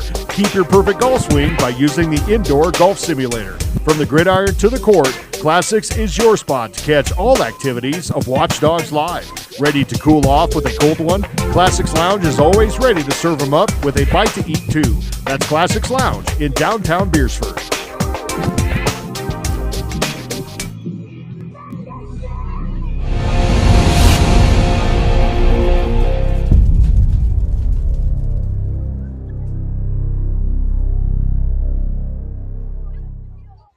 How about those Watchdog cheerleaders? All right, fans, welcome back. Beersford High School, Cortland Karn Stadium. Jared Olson and Jeff Boom on the call. 11A football action with 6:29 on the clock. The Sioux Falls Christian Chargers lead 21-0. Jeff, after tonight, the Chargers will host. They got 2 home games left here in their 9-game schedule. They will host Belfouche, and then that is 1-5. And then they'll take on the Lennox Orioles at 5-1 is kind of what they have remaining on their schedule. Deep kickoff does land right at the goal line. That will be a touchback. And for the Watchdogs after tonight's game, we will travel to Dakota Valley next week, and then the following week we'll wrap up our 9th game with a home contest against Lakota Tech. So that's kind of what's left on the schedule here. It's kind of hard to believe that we're already on to Game 7 of the 9-game regular season here in 11A. Yeah, it feels like yesterday we were up here sweating. Tonight it's a little different story. Got the windows shut to stay warm, but yeah, the season goes by pretty fast. And we get in. If you start looking into that late part of the season for Christian and Lennox, that will be a key game to kind of establish where those playoff seedings are going to be. But hey, we've got a lot of football left here tonight. Yes, Watchdogs are down 21-0. Christian probably feeling a little bit like they could go on cruise control, but still a lot of football to be played. 21 points is certainly not inconceivable to overcome. Watchdogs come out firing here, 1st and 10 from their own 20-yard line, and the freshman quarterback Ashton Orberly looks out to the left side near to us, trying to find his sophomore receiver, number 1, Tegan Nyhog. Just incomplete, so it'll bring up 2nd and 10 here for the Watchdogs. And this is now we're going to start switching some things up. If you notice the first couple series, stacking the line of scrimmage, everybody's up near the line and just basically saying we're going to run the football. Now it's going to be more spread out. Maybe try to get Oberly a couple quick completions just to get him comfortable. But at some point here when you're down 21-0, your choice becomes we got to make the big play. We got to run, maybe a gadget play or something along the line. But to get some positive yards, find a score here before halftime to get some momentum back. Yeah, Dogs split 3 out to the left side or the near side. Jack Zwickbaum was the receiver. He was met initially by the defender over there, I believe, if I'm looking at the correctly here, was number 16, Austin Connell, the senior, 6 foot, 156 pounds. Flag was immediately thrown. Looks like we're sitting at second and 5. Yeah, 5-yard penalty, whatever it was, and then replay 2nd down here. Austin made a nice tackle on that last play. He stayed at home, threw a quick pass out the outside. He didn't get fooled. He didn't start to backpedal on the play and came up and made a nice tackle right at the line of scrimmage. So false start from the Watchdogs. We'll give the 5 yards back, and then we'll replay the 2nd down again. So 2nd and 10 here for the Watchdogs. Oberly over to the sideline talking to assistant coach Owen Ronalda. Takes the play into the huddle for the Watchdogs. They break. 3 receivers to the near side. That is Nyhog,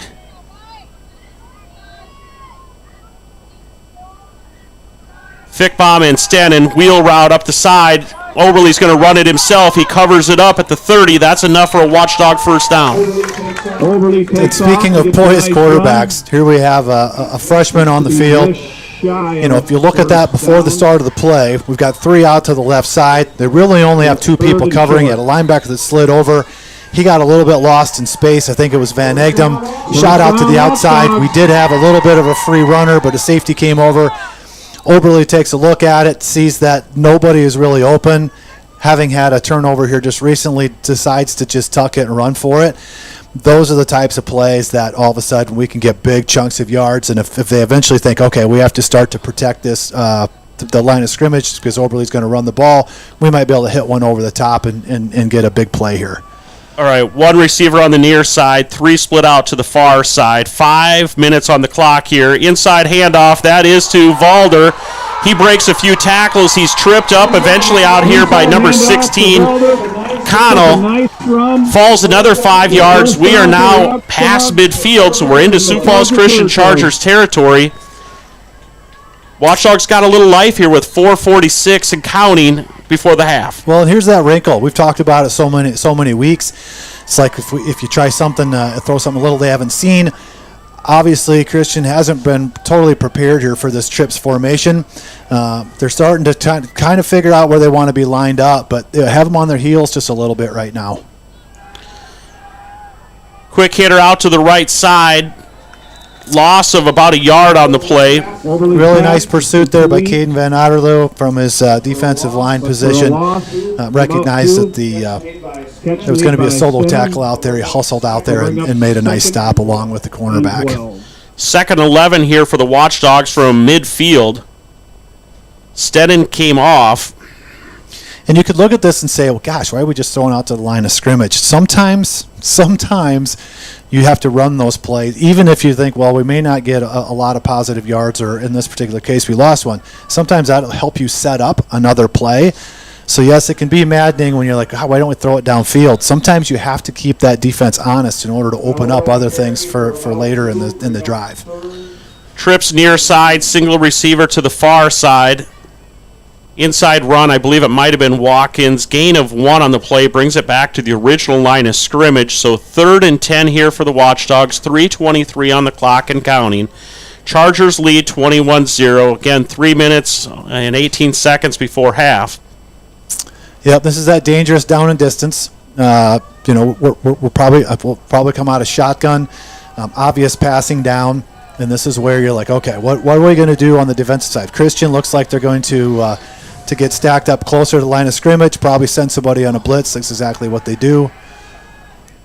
Pressure. Oberle rolls out to the right side. Pressure was coming. Didn't really have anybody open over there either. Probably the best thing to do is just kind of throw that one in the dirt as he did. Yeah, big pursuit there was number 64, Paul Hokeman, the junior, 6 foot, 255 pounds. Watchdogs quick to the line in punt formation here. They're quick. And the Chargers, I believe, are going to call a timeout. Yeah, Watchdogs were really out on the ball in punt formation. Chargers did have to burn a timeout. I got a feeling they had a sense that the way that we rushed out in the field, probably looking to do something in the form of a fake. Sometimes when you see something that maybe sticks out to you that says, all right, we'll burn a timeout here. We're going to make them rethink about what they're going to do. And I would imagine now, I'd be really surprised if we try a fake, but I'm assuming right now that they probably said, hey, sit back, let them punt the ball. We have no reason to come in and do anything here and let them get a cheap first down here before we get the ball back. Yeah, I just looked down at my roster quick, looked back up, and they're already in punt formation ready to go. So great idea, though. Rush your punt team out. Probably had something dialed up to do something a little gadgety or gimmicky. And you know what? Why not? This point in the season and this point in the game, let's just make something happen, pick up some, get the kids fired up again, get the fans fired up, and get some momentum rolling back on the Watchdog side. Senior punter Levi Fitzgerald doesn't get all of that one, but I think he gets enough here, flips the field. Chargers will be 1st and 10 from their own 28-yard line with 2:46 here on the clock before half. So now it's just a matter of how greedy does Chargers want to be. You've had some success. You could probably run the ball here successfully, maybe wear some of the clock off, go in with a 21-0 lead at halftime. Or do you say, you know what, we want more, we're going to throw the ball. Well, that might have been a turnover. Yeah, there was a big pop there. The ball came free. Svegan is indicating it's Watchdog ball. It looked like Whitty, somewhere along the line, the ball started to come out a little bit, and then there was another hit, and it just kind of separated him from being able to kind of wrangle it back in. Costly turnover. Beersford coming off of obviously potentially a fake field goal or a fake punt situation. Now they're back in business just inside of the 30-yard line. With time running out, this is a perfect chance to get yourself right back in the game and finish this drive out with the time going off and finish with a touchdown. Yeah, 2:39 on the clock here in the second quarter. Trips right, one receiver left. Watkins was going up the middle, tried to spin out to the left side, almost broke it free. He's a little slow to get up here on the tackle for the Mason Brower. It looked like he got Chargers. kind of drug over the back of Watkins' heel, maybe a little ankle injury there, and he's going to come off and see if he can shake that off. All right, gain of, we're going to call that 3. So 2nd and 7 for the Watchdogs. 2:09 on the clock and ticking. Ball currently sits on the Chargers' 27-yard line. I think they're going to tape up Robert Watkins' ankle here, and he's going to get back in the game. Handoff right up the middle. I believe that was Valder. Yep. We're now under 2 minutes, and Watkins is getting taped quick. Head trainer of the Watchdogs, Tyler Hagan, quick on the wrap. Now we're in four down territory. We've got 2 more downs to go pick up a first down. You're not going to punt the ball away here. With this kind of a win, you're probably not going to try a field goal. Your full intention here is to get some positive yards. If you don't get a first down, you go right back out and you're going to run another play. 3rd and 5 on the far side. 3 receivers bunched just off of the tackle over there. They do pitch it to Valder. He looks to get outside. He cuts it back. Flag does go flying in the indication or position of where you probably assume it's maybe a hold. They tried to get that corner. Again, bunch those receivers just off of the tackle. Yeah, it is a holding call against the Watchdogs. I'm not sure who it was. Maybe it was Van Otterloo. It looked like we got onto a block, but he was able to get outside leverage, which is key when you're a defensive end. Yeah, you can get manned up. You can start to get someone push you around, but if you can keep that outside leverage, you can take that outside away, and you can see right there, Gavel Waldner got close to the edge, decided, you know what, I'm not going to be able to get around the corner. Let's see if I can slam on the brakes, get an over pursuit, and come back. It would have been all for naught at this point, obviously, with the penalty. Yeah, the officials look over at head coach Jared Smith for the Chargers. Option there that he had was timeout. Decline the penalty. It'll be 4th and 5, or accept the penalty. It'll be 3rd and 15. Chargers did take the penalty, so it'll be 3rd and 15 here for the Watchdogs. Did Beersford take the timeout? Yep. Okay, so Watchdogs take a timeout here, 58.1 seconds on the clock. 3rd and 15 with a 21-point deficit here before halftime. And if you're out right now, you say, okay, Owen's out talking with the team. What's your plan? You don't need all of this play. Once again, you're in 4-down territory. You're not punting the ball. You're not going to try to kick a field goal. You don't need it all right now. You just want to get yourself back into a 4th and 3, 4th and 4. If you can get it all in one play, awesome. But your design here doesn't have to be we need to throw the football 15 yards downfield. Get yourself 7-8 yards. Put yourself in a position where you've got options again on 4th down. But hey, if you can get it on 3rd, you absolutely want to take it. All right, Jeff, we're nearing halftime. We will do some more senior recognitions at halftime. There's a little video that's going to run at halftime as well. A video ran pregame. So if you're looking, again, some of those senior recognition opportunities or take part there. High snap. Oberle did a nice job as it shot straight in the air off his hands. Did a nice job just sticking in there, knowing he could get popped. Did a nice job of sticking in there, gathering the ball, and just trying to make the most of it. Brings up 4th and loss of a couple there, so it's going to bring up 4th and about 18 here for the Dogs. And now you need it all. So it would be interesting to see what they do. There's really not a whole lot of trickery in this. They know the ball's going to have to go up in the air, so it'll be interesting to see, do the Chargers want to creep up on the line of scrimmage? It looks like they've got a good blitzing linebacker in Van Otterloo. He's a thicker, heavier kid. Looks like he's got a lot of athleticism. Do you just send him like a missile up the middle and try to blow that play up? I'm assuming that Beersford's probably going to try to do something in form of a rollout to give Oberle some time to scan the field. He's a little bit shorter, obviously being a freshman, not really able to look over the line of scrimmage. So you almost need to roll them out, buy him some time, and let's see if we can get 2 or 3 receivers in different zones and maybe try to throw one over the top. Oh, we're going to come out with our punt. So forget everything I just said, Jared. Okay, running out in their punt formation out of that timeout is Levi Fitzgerald. Low snap. He does get it away. Flag came out. That ball bounces and goes sideways about the 10-yard line. Flag is down at the 35-yard line. We will wait with 44.1 on the clock. We'll see what the initial signal is here. Personal foul. Roughing the kicker. I thought that flag came from the backfield or from the defensive backfield. Well, it looks like the ump just came out and he showed a personal foul, lifted the leg like a kicker would, and that typically would mean that. But I don't think that they were, even if this is a 15-yard penalty, we're still going to be short. But obviously, you're going to change your mind. Now you're in a situation. Obviously, a punt makes no sense. They're moving all the chains. First down on the personal foul. They're moving all the chains.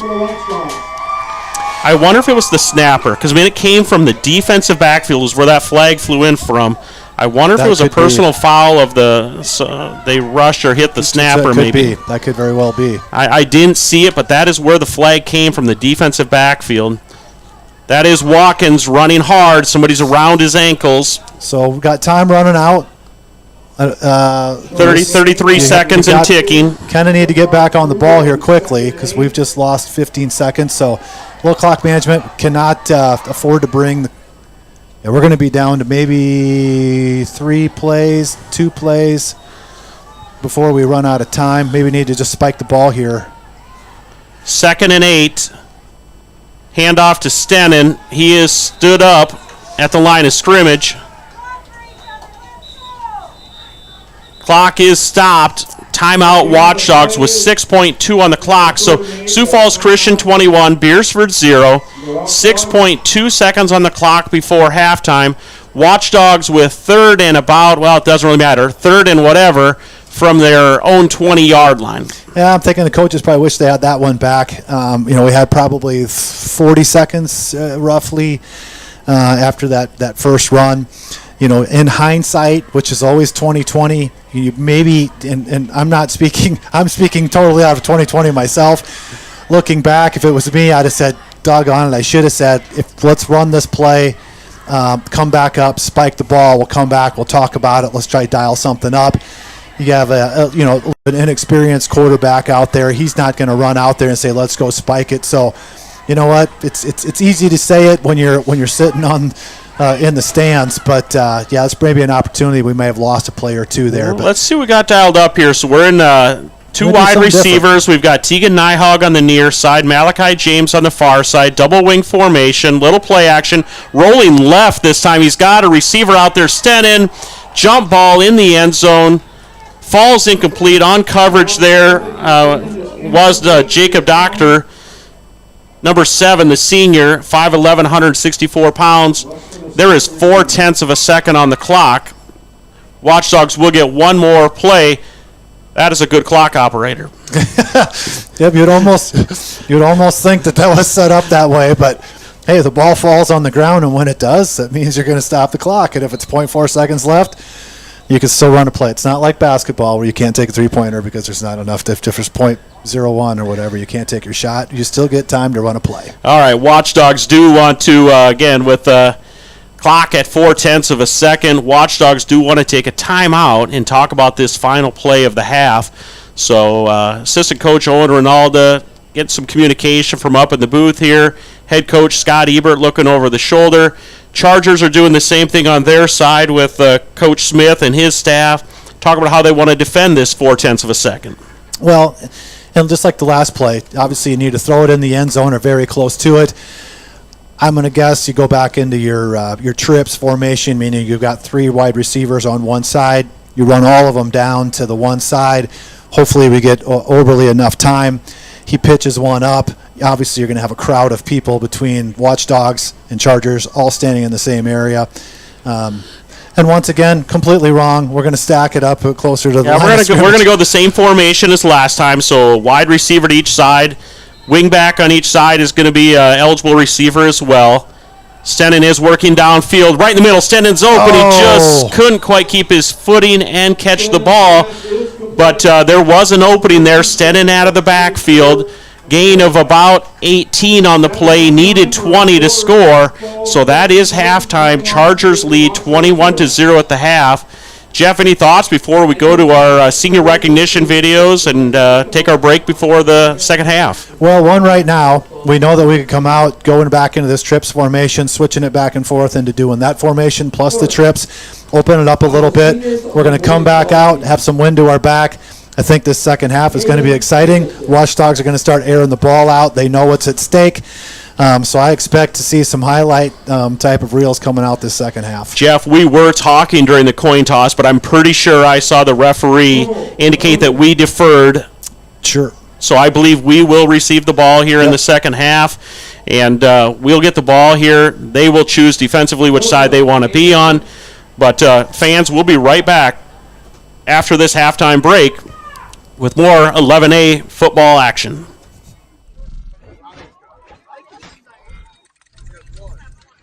Cross country. Brady Oshine. Son of Rachel Oshine. Ada Johnson. This is Ada's first year on the Watchdog dance team. Ada has grown so much in confidence and determination since the first day at tryouts. She is committed and shows up to every practice ready to go. She is a great addition to the team, and we are going to miss her next year, but we are so excited for her and her adventures to come. Your coaches Carrie and Kristen are so proud of you and can't wait to see where life takes you. Coach Boom and Coach Jensen. Cole Bowden, son of Jill and Larry Here are some Bowden. kind words from the competitive dance teachers about Ada Johnson. Ada's Joe Johnson's Anderson, parents are Deb and son Wade of Johnson. Troy This is and Ada's Valerie first year on the Anderson. Watchdog dance team. Ada has grown so much in confidence and in determination since the first day at tryouts. Caden Anderson, son of Andrea and Nathan Anderson. And we are going to miss her next year, but we are so excited for her and her adventures to come. Your coaches Carrie and Christine are so proud of you and can't wait to see where life takes you. Watchdog Nation, please give these senior athletes and their parents a round of applause for their hard work over the years and commitment to Watchdog affected athletics. you in other ways, like school, like social life, stuff like that. Well, in social life, it's helped bring a group of people, younger and older, together to become a pretty good friend group and hang out, all that stuff. But schoolwork, it's definitely helped me improve my grades, pay attention more in class because it's needed for being able to do that kind of stuff. Talk to me about how's your cross-country season been like all together? Entire thing since when you started to now. I'd say it's been a challenge, and we've had to work more and get better and overcome some things, but I think it's been a pretty good experience and learning curve. How would you say cross country has affected like the rest of your life, like stuff outside cross country, like other sports or like academics? I'd say it's taught me to work through hard stuff and do stuff that even though it may be tough and I may not like it at the moment, that it works for the better in the end. Perseverance. So what would you like, would you say that, how would you say cross country has affected you like academically or like your social life, stuff like that? I wouldn't necessarily say it's affected me much. I mean, I see myself as towards the younger people on the team. I can be leaders to them and just show them like what's right and wrong and just how to build them into better runners. Yeah. To our senior athletes and our other sports from the Beersford School District, I want to say thank you for your time, effort, and commitment to the sports in which you were in. Caden Anderson, Cole Bowden, Joseph Anderson, thank you for the time you've put into our golf program. Brady Osheim, Noah Colford, Scott Ridley, thank you for your dedication to the cross-country program. And Ada Johnson and dance, I want to say thank you to all of you for everything you've done to help grow your team and make it better for future Watchdogs coming forward.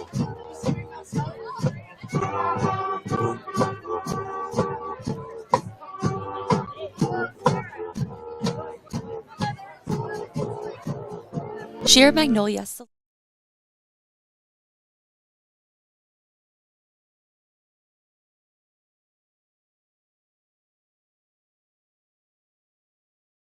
Sheer Magnolia Salon and Beauty Bar offers you normal services but more. We offer haircuts for men, women, and children. Aaron and Kayla are the two stylists. They don't have specific hours but will stay open late to accommodate families that are always on the go. Their services include full body waxing, mani-pedis, coloring, spray tanning, and more. They are your #1 choice for all things beauty. Located in Beersford, South Dakota. Call 605-763-2011 for your appointment. We all want to be happy, but sometimes that doesn't feel possible.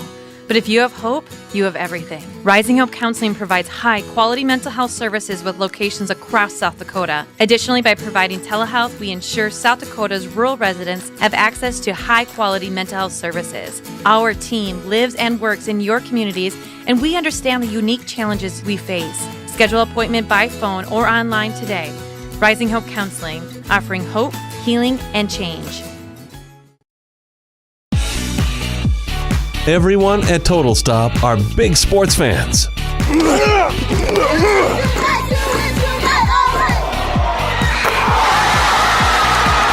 And they want to wish the very best to the participating teams and their loyal fans. Don't forget to stop at your local Total Stop for your gas and grocery needs. Plus, get Total Stop rewards by downloading the app. To get more information, go to TotalStopFoodStore.com. Even empty backfield out of the gun. Setting in the pocket. Firing for the end zone. Williams, touchdown! What a throw and what a catch!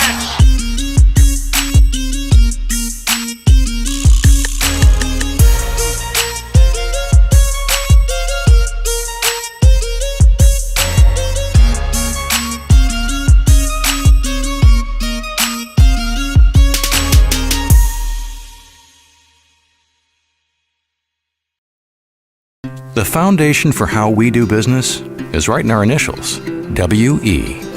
We. Everything we do is a partnership.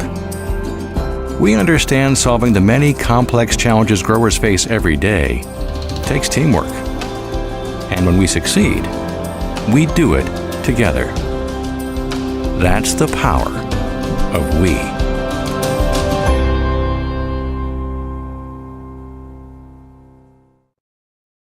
In times like these, it's good to know there's a place where people know who you are, no matter how long you've been gone. A place where the smells of home cooking are still in the air, where a simple wave warms your heart, and sharing stories is just a way of life. It's good to be home. Agraria Insurance Company, protecting what's important in life. Contact your local Agraria Insurance Company agent. At Northern State University, your future starts with an affordable education that's personalized for you. Experience hands-on learning guided by world-class supportive faculty. You'll also enjoy a full campus life with opportunities to choose from numerous student activities and events, all in a safe, welcoming community. At Northern, you'll find a college that's right for you, a place to belong. Your future starts here. Unleash your potential at Northern.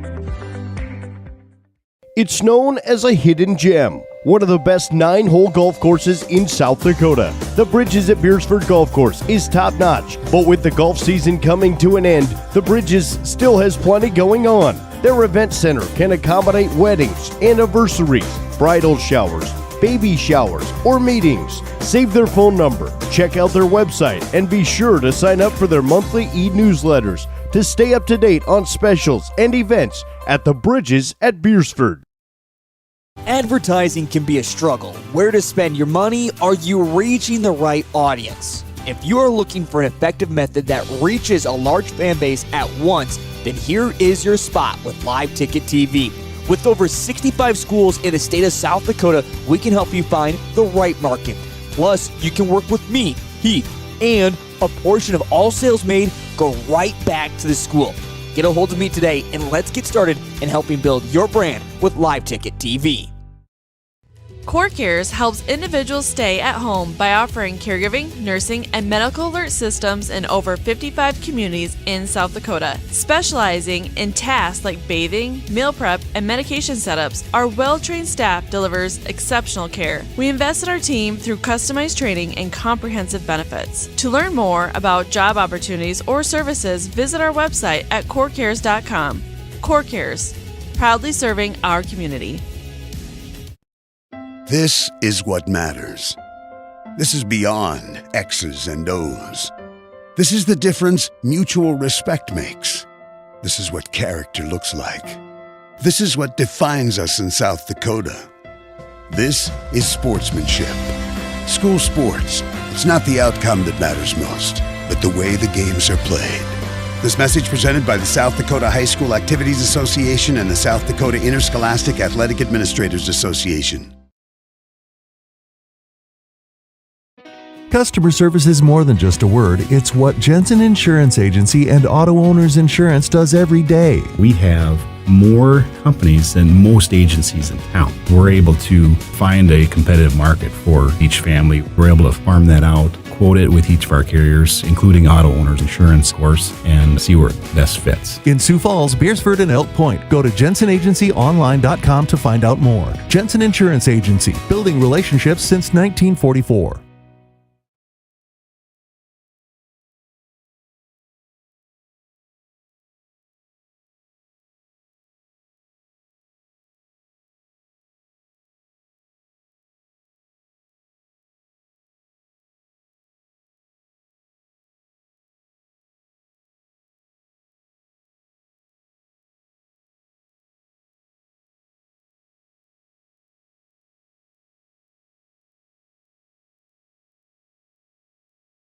Whether you are pregnant or planning ahead, you and your baby deserve a healthy start. We offer a wide range of services such as advocacy, health screenings and education, care coordination and car seat safety, participant empowerment, referral services, and fatherhood support. To learn more about Great Plains Healthy Start, visit greatplainstravelhealth.org or call one of our 5 service areas today. Brought to you by Great Plains Healthy Start, so that the people may live.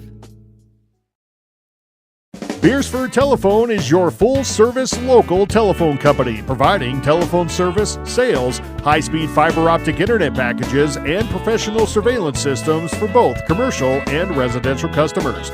Beersford Telephone also offers the only in-town gig-certified internet provider, which offers the highest speed services. Wanting to upgrade your existing service? Contact Beersford Telephone today and let them get started on your high-speed services in no time. Ace is the place with the helpful hardware, folks. Ace is the only hardware retailer that carries Benjamin Moore paint at over 3,800 stores. With Benjamin Moore's premium quality, you can be confident you're getting the best. You can buy in store or order what you need online for curbside pickup or delivery.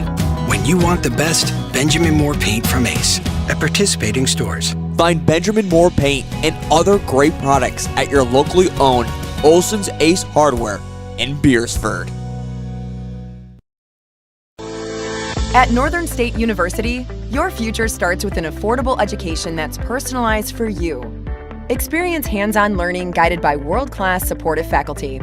You'll also enjoy a full campus life with opportunities to choose from numerous student activities and events, all in a safe, welcoming community. At Northern, you'll find a college that's right for you, a place to belong. Your future starts here.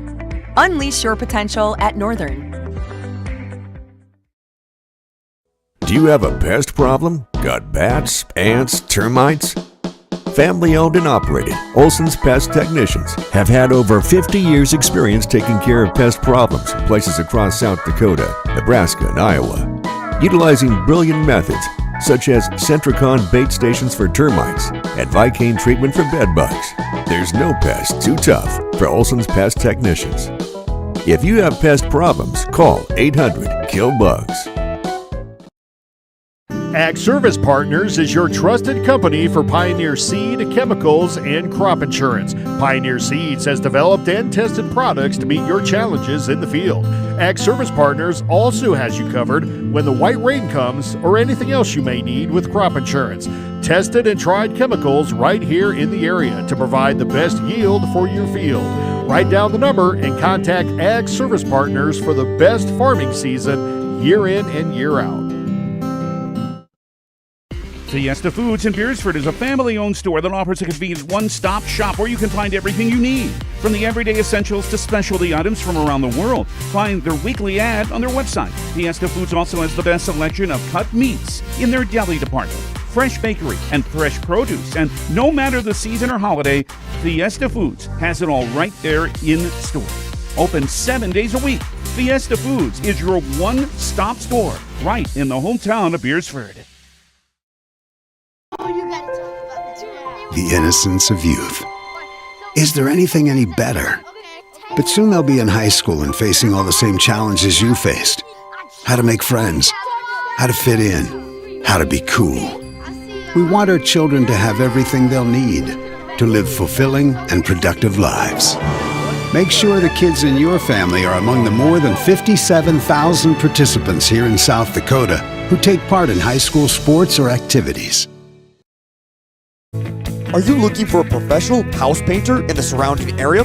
Big or small, new or old, Albers Painting specializes in restoring the true beauty of your home or business. Albers Painting is your professional commercial painter in Lenox in southeastern South Dakota.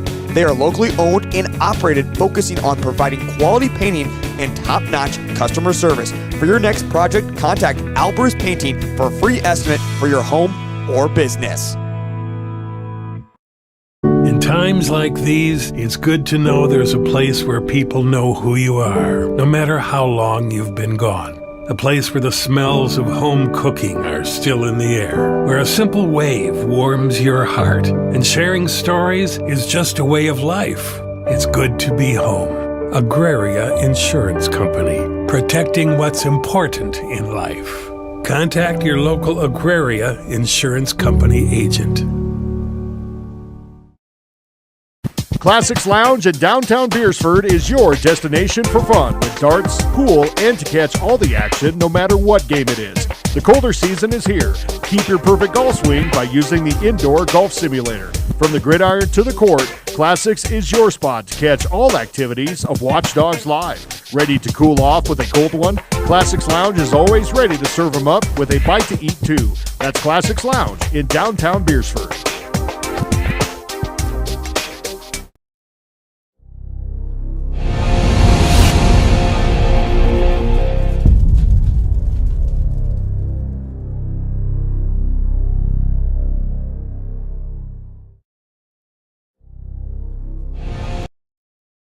Sheer Magnolia Salon and Beauty Bar offers you normal services but more. We offer haircuts for men, women, and children. Aaron and Kale are the two stylists. They don't have specific hours but will stay open late to accommodate families that are always on the go. Their services include full body waxing, mani-pedis, coloring, spray tanning, and more. They are your #1 choice for all things beauty. Located in Beersford, South Dakota. Call 605-763-2011 for your appointment. We all want to be happy, but sometimes that doesn't feel possible. But if you have hope, you have everything. Rising Hope Counseling provides high-quality mental health services with locations across South Dakota. Additionally, by providing telehealth, we ensure South Dakota's rural residents have access to high-quality mental health services. Our team lives and works in your communities, and we understand the unique challenges we face. Schedule an appointment by phone or online today. Rising Hope Counseling, offering hope, healing, and change. And bonds and Bible traders, so I do the deed, get up and leave a climberant, a sadist. All right, fans, welcome back. Cortland Carnes Stadium here at Beersford High School. Kickoff of this second half between the Sioux Falls Christian Chargers and the Beersford Watchdogs. On the call tonight, Jared Olson and Jeff Boom. Also helping us out on production, Renee James, Giovanni Escobar-Perez, Gavin Stewart, and Seth Joe. So we appreciate everybody's work tonight to bring you this broadcast on watchdogs.live. Jeff, Watchdogs get the ball here. Yeah, if you're the Watchdogs right now, you're like, okay, what are we going to do to make adjustments at halftime? One, you're going to open up the playbook. You're going to start mixing some things up. You're going to tell your players to stay loose. You're down 21. Game's not over. You've got an opportunity for a comeback. Keep your chin up and let's play loose and play fast. If you're on the Chargers locker room, you're saying, hey, we can keep doing what we're doing. They probably make some adjustments to kind of prepare for that trips and say, okay, who's got who, figure some of that out.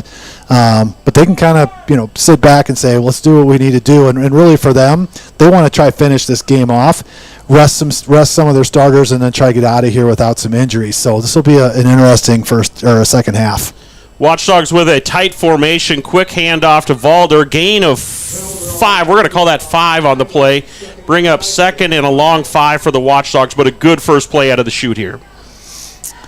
It's a great start. First down. Beresford's had some tremendous success just running the football up there. Second down, try to go back up the middle again. We've been stoned a few times. I think this time we might start to look and see some things start to come out that we haven't seen earlier in the first half, just to see if we can get some big plays. Little motion from Stennon.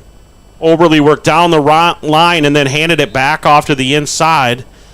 Another good gain here for the Dogs. That's a gain of 4. It'll bring up third and a long 1 for the Watchdogs. And that's kind of been a staple play for the Watchdogs all year, and they've had some good success. Plenty of touchdowns have been scored with that specific play, or to pick up a first down.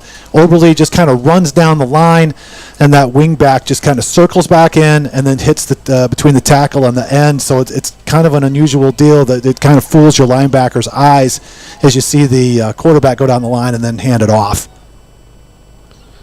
Hit to Valder, slips in the backfield. Pressure was coming there by number 5, Mason Brower, the senior linebacker, 5'9", 183 pounds.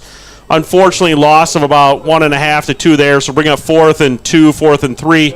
Watchdogs are, again, quick into punt formation as the Chargers are trying to run off the field. And they, in fact, do punt it. Sometimes you see that. You're thinking, like we said earlier, maybe you're going to try to catch them a little off guard. But I think they had pretty much had their defense on the field. Maybe not your best time to try to run a fake anyway. Whitty was back deep for the Chargers. Punt does go towards the near sideline here. Goes out at the 36-yard line, so 1st and 10 Chargers from their own 36. So we got the window back for the Chargers. That they've had some success passing in the previous game. Like I said earlier, if this is a chance for them, they're looking to try to get out of this game, get couple more touchdowns with some unanswered points, try to get out of this game where you can get your seniors, your juniors, some of your starters some rest and avoid some injuries. So Chargers, 2 receivers right, 1 left. They went single coverage on that left side. That is going to be a 50, 60, 65-yard touchdown connection between quarterback Lincoln Prinz and the wide receiver, number 3, Cole Schneider, the junior wide receiver, 6 foot, 165 pounds. Huge play there from the Chargers. Yeah, and Snyder's that X factor, that lightning in a bottle type of player for the Chargers. And right there, you got to see it. A lot of speed, got behind our defensive backs. You got to hand it to Prince. Great plays there in the first half. A lot of headsy plays. That one there throws a nice strike, hits him right in stride. And the catch, when you get your hands up in the air, you catch it at a high point. That shows a lot of maturity as a receiver as well. So very well executed pass play by the Chargers. And we just talked about it. Their goal is to try to get this game over with. And they went and struck really fast right out of the get-go. Breaking through the line of scrimmage there was Cohen Shirk, number 65, the 5'9", 200-pound junior. So the Sioux Falls Christian Chargers now lead 27-0 with 10:09 to go here in the third quarter.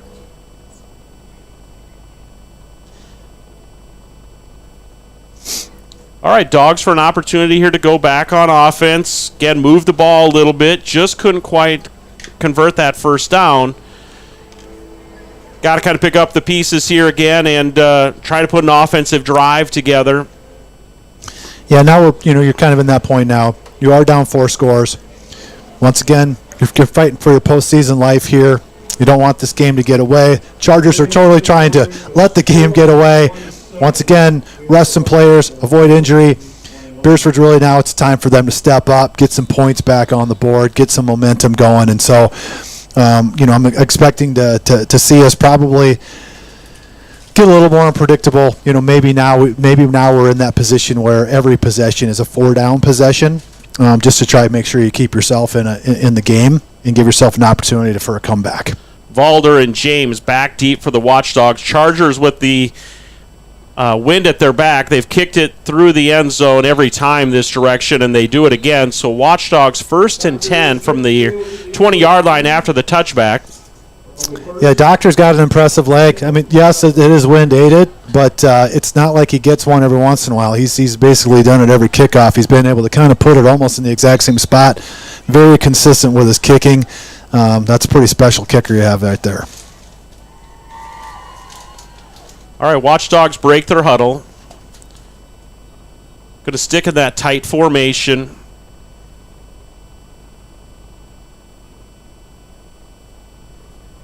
Stennon in motion, left to right, inside handoff. Comes back to Fickbaum. He jukes the defender. Schneider does catch up with him, but not before Fickbaum can get out near midfield. So big run there. 10, 20, 26 yards there for Fickbaum. 1st and 10 Watchdogs from their own 46-yard line. Well, Jared, you and I were talking during the break. Said it feels like Beersford was a few plays where maybe we were one cut back or one move away from popping a big play. There's a good example. Nice misdirection play. The hole opened up. Fickbaum was able to go out, utilize some of his speed. A few more of these plays, we're back in this football game. Fickbaum in motion. Counter going the other direction. This time it's Stennon with the ball. Gain of about 2, maybe 3 on the play. Brought down by a few of the Chargers. Coming out of the bottom of that pile I see is number 54, Caden Van Otterloo, the senior. So he showed this look a few times, basically kind of running a similar play to one side and then back to the other. You try to get these linebackers to key in. You got Whitty, you got Van Otterloo up there. They're going to keep pressing up, trying to stop this run, and maybe at that point you're able to pop a pass over the top of them. Watkins was the ball carrier, wrapped up by number 5 and 64. 5 is Mason Brower. We referenced his name earlier, and I know we've referenced number 64, Paul Hokeman, as well. They pick Watkins up, drive him backwards. So gain of 1 on the play for Watkins, going to bring up 3rd and 7 here for the Watchdogs. And you got to hand it to the Chargers on defense. It's very solid tackling. That was a good physical type of tackle there where you get yourself wrapped up, start driving the opponent back. Good physical, but it's also just good solid tackling right there. Tegan Nyhog on the near side, Malachi James on the far side. One of their backs works out. Oberly buys a lot of time. He does find James on the far side of the field. That's going to be a gain of about 5 on the play, so it'll bring up 4th and 2 after the Oberly to James completion. Really nice play. Now you've got a dangerous receiver that catches the ball, has excellent speed, has a little bit of a wiggle to him. But once again, good fundamental football by the Chargers. Nice tackle, kept him in front of him, didn't get fooled by the juke. Beersford's in a good position right now at 4th and 2, opens up the playbook. You've got an option to run. You've got an option to maybe have Oberly roll out and make a decision whether he wants to run the ball or throw it. So this will be a really interesting call. 7 minutes, 30 seconds on the clock here in the third quarter. 4th and 2 from the Chargers. First down, Watkins. Quick hitter right up the middle. Robert Watkins goes for 6 yards. Watchdogs first down, and they're into Charger territory, 1st and 10 from the Charger 40. And Beersford really looks like they're playing inspired football now. You come out in the second half, you give up the big pass play. It's easy all of a sudden to hang your head, put your hands on your hips, start thinking, well, okay, this game is over. They look like they're fresh. They're looking inspired. They realize what's at stake once again, and I think now there's a lot of urgency going on in their offense. Sten in motion, little backfield confusion, just enough to allow the defender, number 34, Jensen Pixler, the sophomore, 6 foot, 198 pounds. Pixler blew through there and just took the Dogs back about 4 yards, so it'll bring up 2nd and 14 here for the Watchdogs. Yeah, sometimes on these misdirection plays, it can get a little confusing. Is the quarterback supposed to be on the outside or the inside, closer to the line of scrimmage, or on the other side of the backfield when you hand that ball off? And if you don't have that handoff really crisp and clean, the misdirection usually turns into a difficult play. Quick hitter out there, so near receiver is number 1, Tegan Nyhog, the sophomore, 5'11", 145 pounds. Again, 2nd and 14. He goes out and picks up about 10 for the Watchdogs with just a little hook play. Heads up play by Tegan. They were going to run a hook and ladder there. And a hook and ladder is essentially you throw it out to your receiver, he catches it, you have a running back peeling off to the side, you catch the ball successfully, you pitch it to the outside as the defense collapses on the wide receiver. Tegan got the ball, took a look, unless it was designed for him to fake it, but he took a look, seen that the pitch wasn't there, turned upfield like, oh my gosh, there's nobody there, picks up another couple quick yards. All right, 3rd and manageable here for the Dogs. Oberle drops back, finds James across the middle, running a little seam route. He is wrapped up there by number 21, Johnny Skyberg, the senior defensive back, 5'10", 182 pounds. But a nice completion there, Oberle to James. Yep, and James has kind of been the favorite receiver for the year, and deserves it. He's got some wheels, got good hands. There he presented himself a nice target, and you got to like what Oberle did there. I mean, that ball was thrown on a rope. For a freshman, he's got a really nice gun. I don't think he has an overly powerful arm or he's going to throw it super deep, but he can throw those small, zippy passes like that. Watchdogs 1st and 10 from their own 20-yard line. 5 minutes on the clock and ticking. Chargers lead 27-0.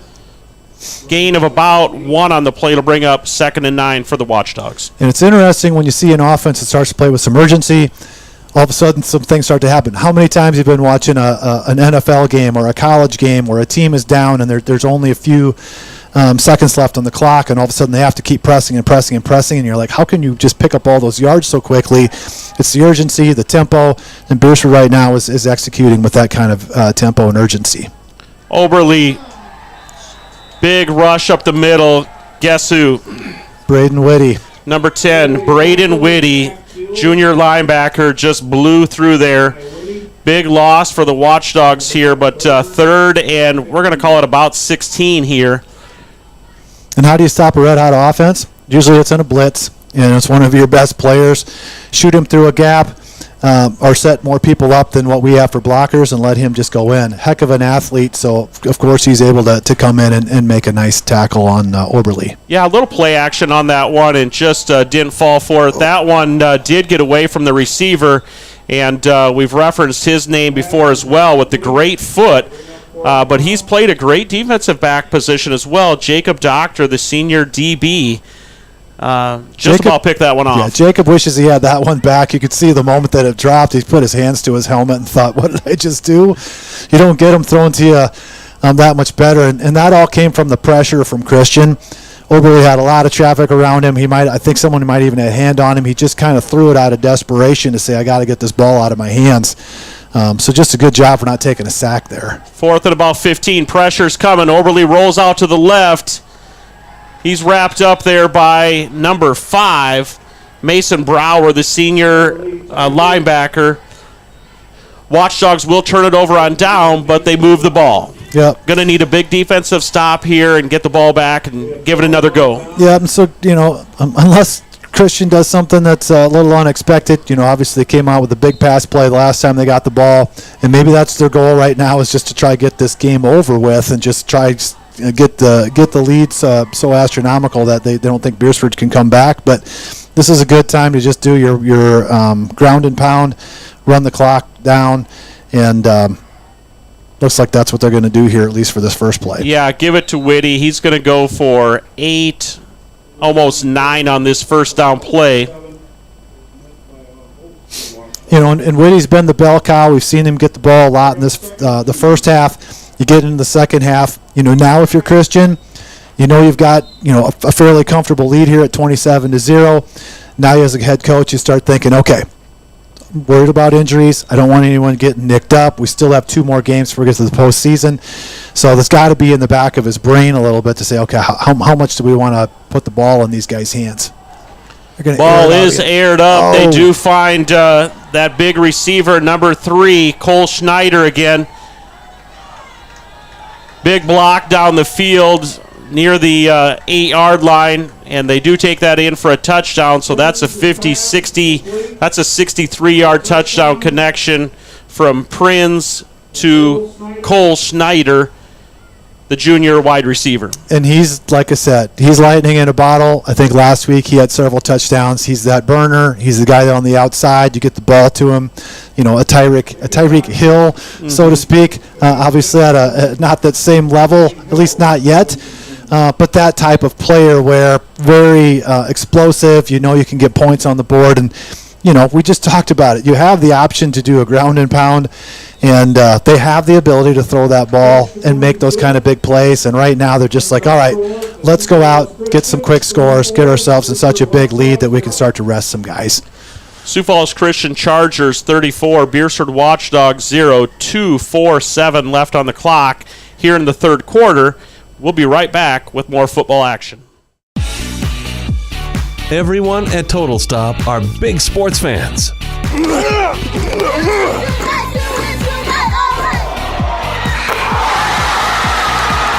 And they want to wish the very best to the participating teams and their loyal fans. Don't forget to stop at your local Total Stop for your gas and grocery needs. Plus, get Total Stop rewards by downloading the app.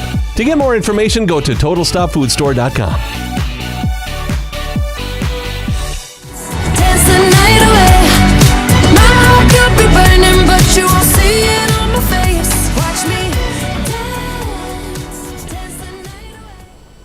All right, back deep for the Watchdogs, Gavel Valder and Malachi James. Chargers lead 34-0 here. On the broadcast tonight, Jared Olson and Jeff Boom, joined by Renee James, Giovanni Escobar-Perez, Gavin Stewart, Seth Jose, and, of course, some help from Mr. Matt Storos. We appreciate all the technical work to help us as well. Walt just came off the tee, so we're going to have to tee that back up. I'm going to guess the wind probably pushed it off the tee. Obviously, Doctor knows what he's doing, the way he tees it up, the way that he's been able to kick tonight. But I'm going to guess he probably likes the ball a little more straight up and down, and the wind will have a tendency to kind of push that ball over. Yeah, he may be able to kick it 50 just off the ground. Yeah, he might just be able to just put it on their toe and just let him just wallop it. This one's higher and a little shorter. This one will be returned. It's James at the 2-yard line. They do give it to Valder on the reverse. Valder working up the near side, cuts back in, but does step out of bounds. I believe we're going to be really near the 25-yard line. Watchdogs 1st and 10 from their own 25-26. We right in that ballpark. So expect to see the same, a little urgency, start throwing the football around, try some different things, maybe a little trickery, a little gadgety type of plays just to see if we can pick up some points. Right now Christians is probably on cruise control. We've seen some tremendous efforts really on both sides of the ball with running the football, but you got to hand it to Lincoln Prince.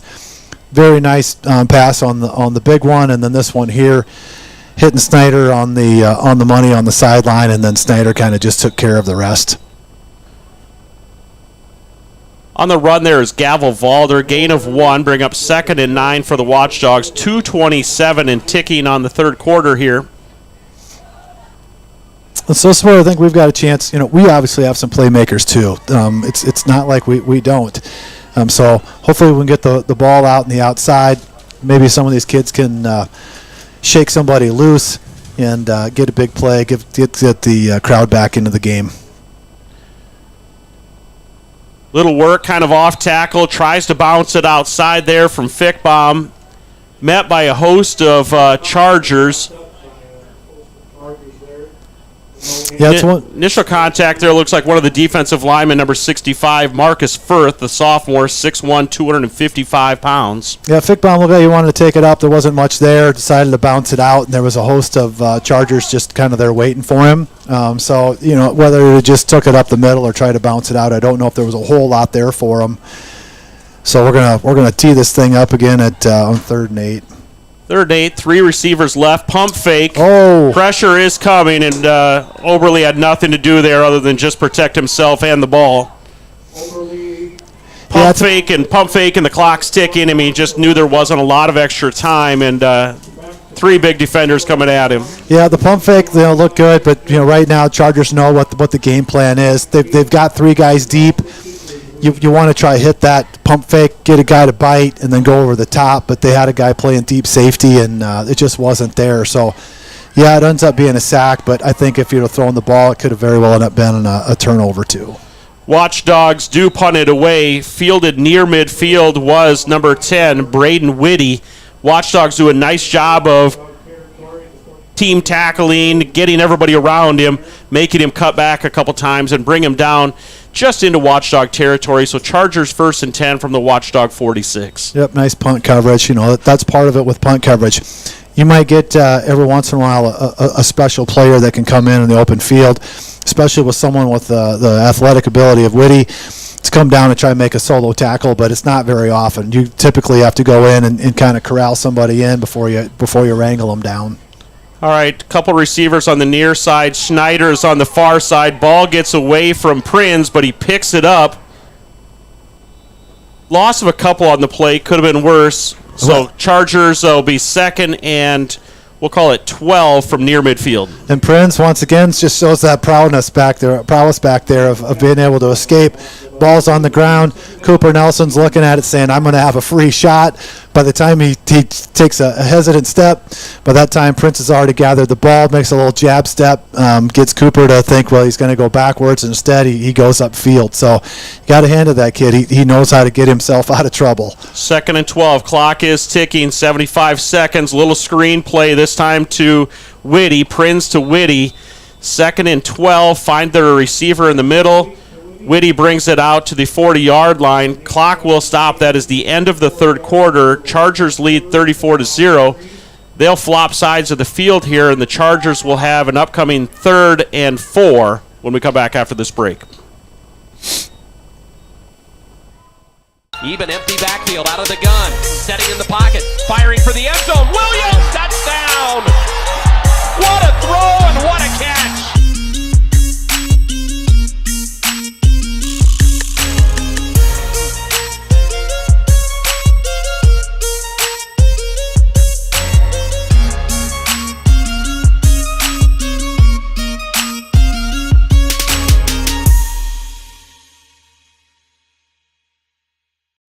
And bonds and Bible traders, so I do the deed, get up and leave a climber and a sadist. Yeah. Are you ready for the sequel? Are you ready for the latest in the garden of evil? All right, fans, welcome back. Watchdogs.live. Jared Olson and Jeff Boom here at Cortland Carnes Stadium for this 11A matchup between the Sioux Falls Christian Chargers and the Beersford Watchdogs. Start of the fourth quarter, Chargers lead 34-0 over the Watchdogs. Upcoming here is a 3rd and 4 for the Chargers from the Watchdog 40-yard line. Yeah, this will be an interesting call once again. They got a comfortable lead. I think at some point here they're going to. Well, we got either an offsides. I think Watchdogs must have jumped, and that's Watchdogs jumped a little, then the guard move. I think I saw initial sign on the near side. So it looks like we're going to move. Looks like they're going to get the first down here with the jump. So Watchdogs with the encroachment or neutral zone penalty force the Charger offensive lineman to move. So that'll step that 5 yards off. They needed 4. It's enough for a Charger first down. They'll be 1st and 10 now from the Watchdog 35-yard line. I think if they find some more success here, they end up putting it in the end zone, it's probably a time they're going to start pulling some of their starters, introduce some of the guys off the bench to come in. And it's interesting enough when you sit and think about this, when you look at the rosters, not that many more players on the Chargers team as we have on the Beersford team. So when you get into that time where you're like, okay, should we pull somebody? It's not like you're sitting over there going, we have this big, deep bench. Unlike last week, you go up to Del Rapids, you got 78 kids on the roster. They could essentially field, 3 football teams in a night. And so as the game went on, they were rotating a lot of different players in. Here, it's a little more difficult. There's not that many more people you're going to replace. So I think we might have a couple new linemen in there. I've seen some numbers that I hadn't seen previously. little option out to the left side, and Prinz does keep that option. Gain of about 1 on the play. Bring up 3rd and 5. You know, and if you're the Chargers, you're looking forward to playoffs. You know, it's kind of important that you bring in, you know, maybe you got a rotational tackle, maybe you got a rotational guard to kind of plug them into these situations. At least you start to develop some chemistry with your line.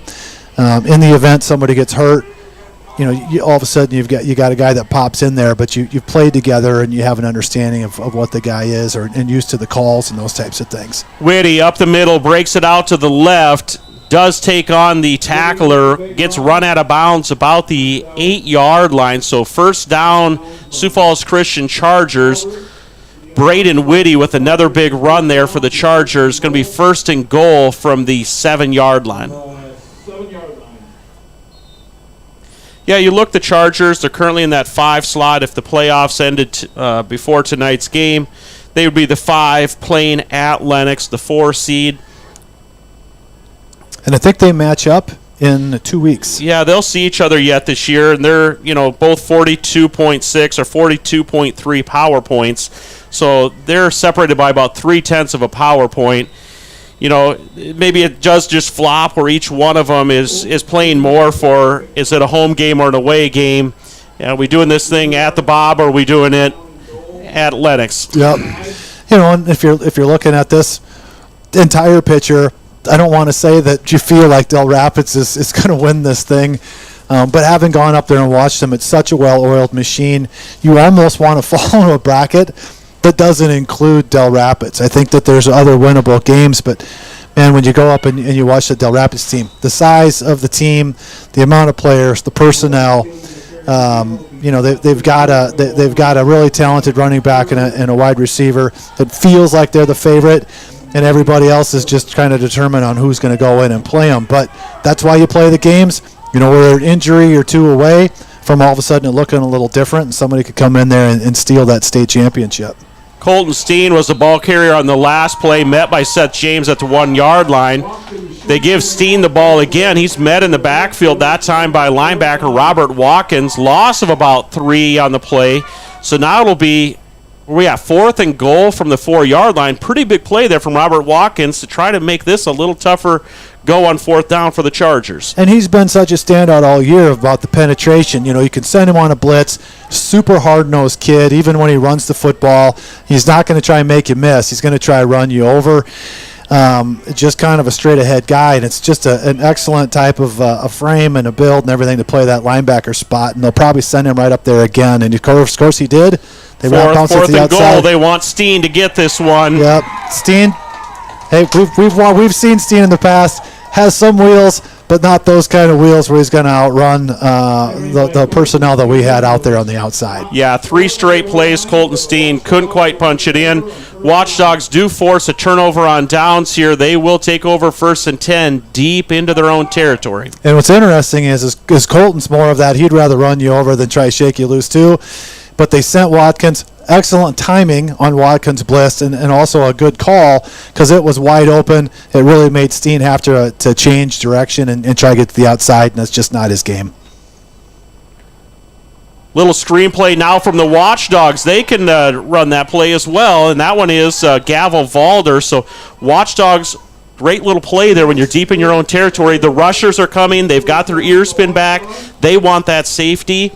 Find Gavel Valder, get a little breathing room for themselves out to the 15-yard line. Well, it fooled me. As I seen it come, I thought, oh, boy, what happened here? And you know, that's one where you'd like to see Gavel maybe have a little more patience. He had a nice wall in front of him. You know, maybe there's something else there. But, you know, you don't run that play a whole lot. So as soon as he gets the ball, it's like, let's just go get some positive yards. So we'll take it. Yeah, 1st down, low space, open receiver out here on the near side. That's Malachi James. He's run out of bounds by the defender. Out there is the big leg, the kicker, number 7, Jacob Doctor. And I really like to watch Malachi run those routes. It's very smooth. He's very fluid with his moves. And even the way he catches his ball, he uses his hands and able to turn up field. So I like those 5 and outs with him.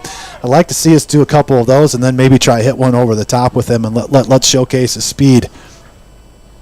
Teagan on the far side, James on the near side. Little misdirection. This one is Valder again running hard right up the middle, taking a couple defenders with him. That's 11 yards. That's another Watchdog first down. And I'm not suggesting that we know we have a mismatch, but they brought in it looks like we brought in a freshman cornerback, Luke Van Leeuwen, there to cover Malachi James. I don't know what kind of wheels that Luke has, but we know that James has some. This might be an opportunity. Maybe we hit that 5 and out a couple times. Maybe get an out and up, or we pump fake, make him feel like he's got to go out and jump the route, turn up field, and the hit went over the top. There are a couple little whiter jerseys just came in out there, and also just exiting the field is number 42, Cade Van Egdom, and number 10, Braden Whitty. So those two just subbed out as well. Yep, linebackers, starting linebackers are gone. Nothing really there. Oberly wisely, tries to complete the pass, but gets rid of it. It'll be 2nd and 10 for the Watchdogs from their own 41-yard line. 6 minutes, 55 seconds to go here in this game. Yep, Christian's got a wholesale change in now. It's pretty much almost a fresh defense inside of there. So we're probably going to see a lot of sophomores here for the rest of the game. Oberly, handoff inside to Valder. He's got a blocker on the outside. Another little chip there. Does break Valder free. And he does break a couple of tacklers. Goes for 59 yards around the far side of the field. So 59-yard touchdown run for Gavel Valder. Watchdogs get on the board with 6:43 to go here in the game. Well, Gavel's been this way all year. You get him out in open space, he's wildly dangerous. He's got that ability to kind of turn on the jets. And then when he gets out there, he's got just kind of a knack just to kind of flow in and out of traffic. It just looks like it's like one speed, and he's able to kind of just work his way and right and left in between people. And I think there, as he got closer to the end zone, a kid may have had an angle on him, but he gave a little tilt to the inside, wrapped it back out, and it was just enough to slow him down, and it got him into the end zone. Extra point attempt here. The defense did jump, so they'll go half the distance to the goal. On the hold is Ryan Svegan, the senior. Kicking here for the Watchdogs, the extra point kicker is Peyton Hoffman, the sophomore. That is up and good. So Chargers 34, Watchdogs 7, 6:43 to go here in the game. And Peyton rocking the pink tonight, I think, for awareness of breast cancer. I'm not really sure. I haven't had a chance to talk to him about who that is in honor of it, but I'm sure that's probably why he's got the pink out there for the awareness. Yeah, we see a couple of the Chargers had socks and or armbands. Last night, the Watchdogs played volleyball over in Alcester Hudson. It was our Dig Pink night. Great showing from the fans over there. I took it in on Watchdogs.live, Alcester Hudson Cubs version of it. So I appreciated them doing the broadcasts and their commentary so I could see the volleyball game last night. Back at the action here, Watchdogs 7, Sioux Falls Christian Chargers 34, again 6 and some change on the clock. Peyton Hoffman is coming out. I believe he's going to be kicking off here for the Watchdogs as they go again left to right or north to south. Returnman for the Chargers. It is their starting core there, so back deep, the dangerous man, number 3, Cole Snyder. And I got to get the binoculars for the far side. I believe it's 21, if I'm seeing it correctly. Johnny Skyberg, the senior, 5'10", 182 pounds, are the deep backs for the Chargers. So we'll see if Peyton gets his foot into one here. Obviously, he's got the wind to his back. I don't know if he's got quite the pop that... Yeah, they're DBs. They played this one up. They kind of knew a little pooch kick was coming. Their deep guys were at the 22-yard line, and that is Snyder. Hoffman does save a touchdown there. Peyton said, hey, if you're going to try to return one of my kicks, I'm going to have to take you down along the sideline. And, quite frankly, after watching Snyder run a few times, just bringing him to the ground is a chore within itself. Yeah, you do not want to see that man in open space. No, wildly dangerous. I think from what I understand, some games earlier in the year, he wasn't on the field, and they went 0-2. With him on there, you could see what a difference a player like that can make. having watching Christian tonight, I've got a little different view of them. Quite frankly, when they came in, I probably underestimated what they were.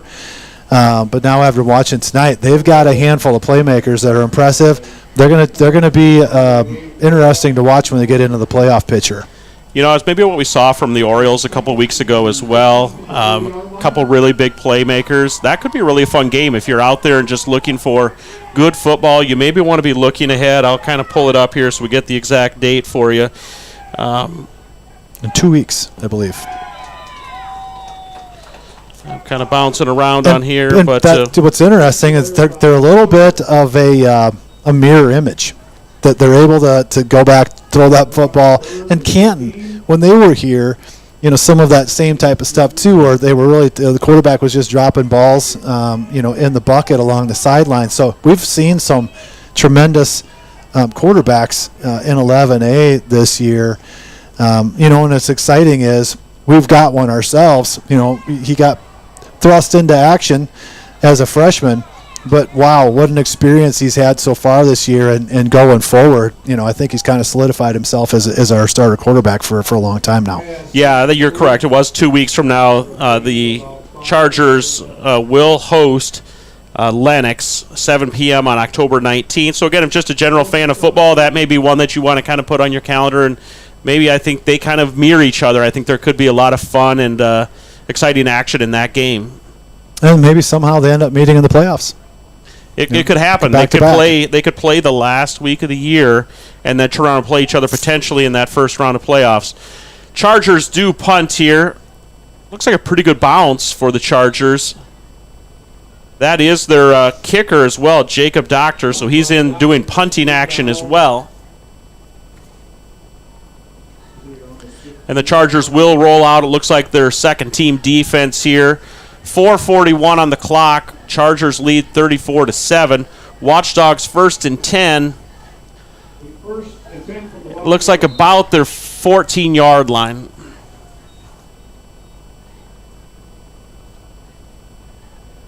So still running the similar offense here with the wing backs on both sides, but we pretty much know at this point it's probably going to be more of a throwing game. Yeah, a little out route there to Malachi James. He elects to take on the first defender, cuts it back inside, works up inside the sideline and the numbers, brings it out to the Watchdogs 42-yard line. So first and 10, Watchdogs, their own 42. Clock is running, 4:25 and ticking. When you're out and you have to cover someone like James, especially we've got a freshman out there, you're going to have to be respectful of the speed. Play a little bit off of him. It's going to be an easy pitch and catch. You essentially could do this all the way down the field if you chose to do so, and maybe they will at this point. We're just like, okay, let's just start hitting this 5 and out, make them adapt to it, and then maybe try turn one up the field and try throwing over the top. Watchdogs did call a timeout here. I did see him bring in, coming off of the sideline and joining the huddle, is number 81, Levi Fitzgerald. We'll see if they kind of roll him into an offensive formation here, or if he's just jumped in to see what's going on here as they're kind of working this part of the game with 4:20 on the clock.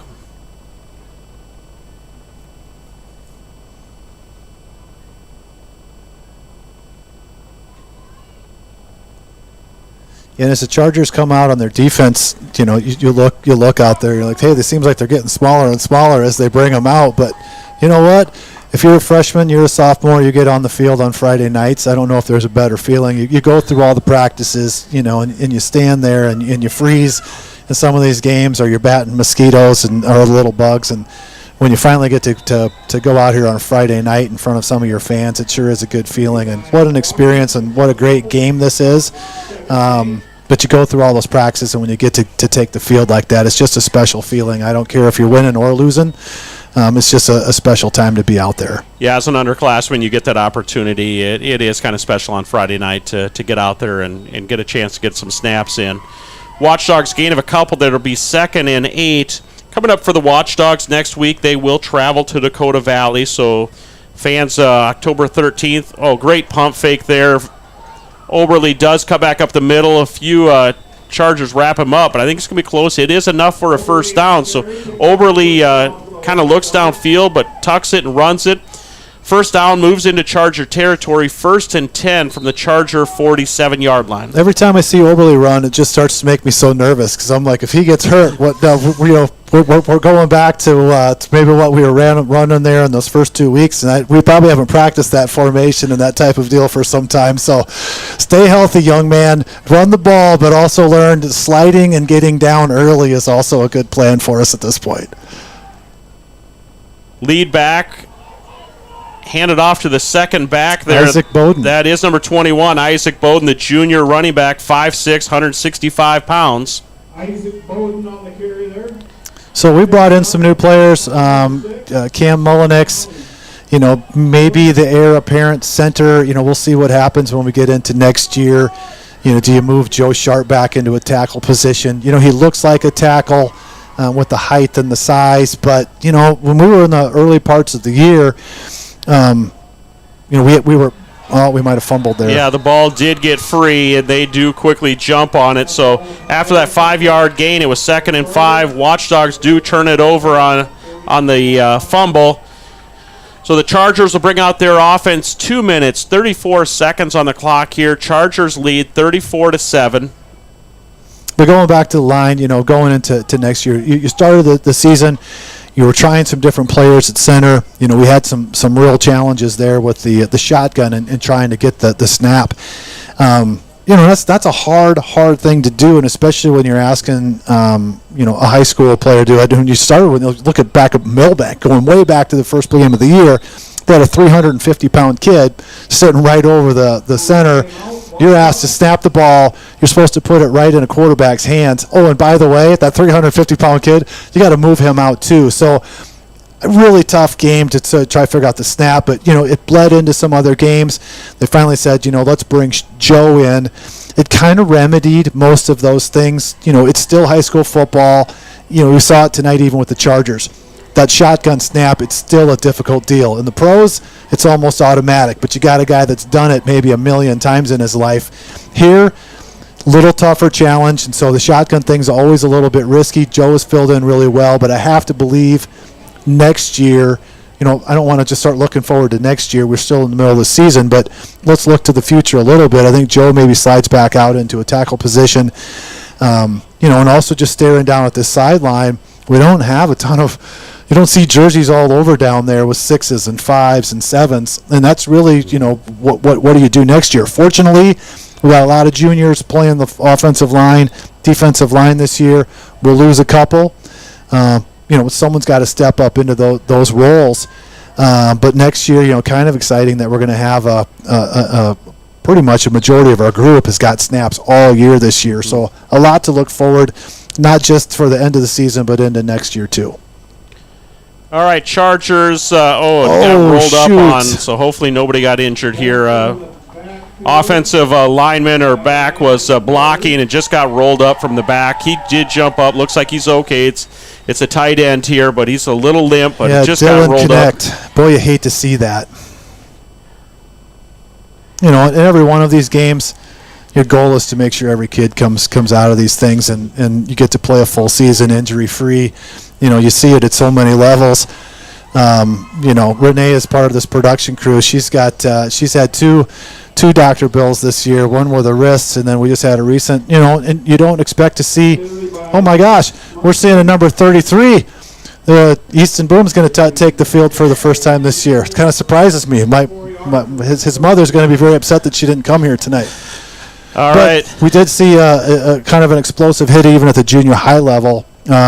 Put a lot of fear into my heart just thinking about that whole thing. So you always pray that these kids come off of this football field in good condition. All right, Jeff, you referenced coming into the game there is number 33, Easton Boom. Few I see jumping out there, Ben Seeley, Hayden Hoffman. Hayden Hommenberg. Yeah, Isaac Bowden out there, linebacker. Martel now is back there, and Martel Burglar. So, Burglar,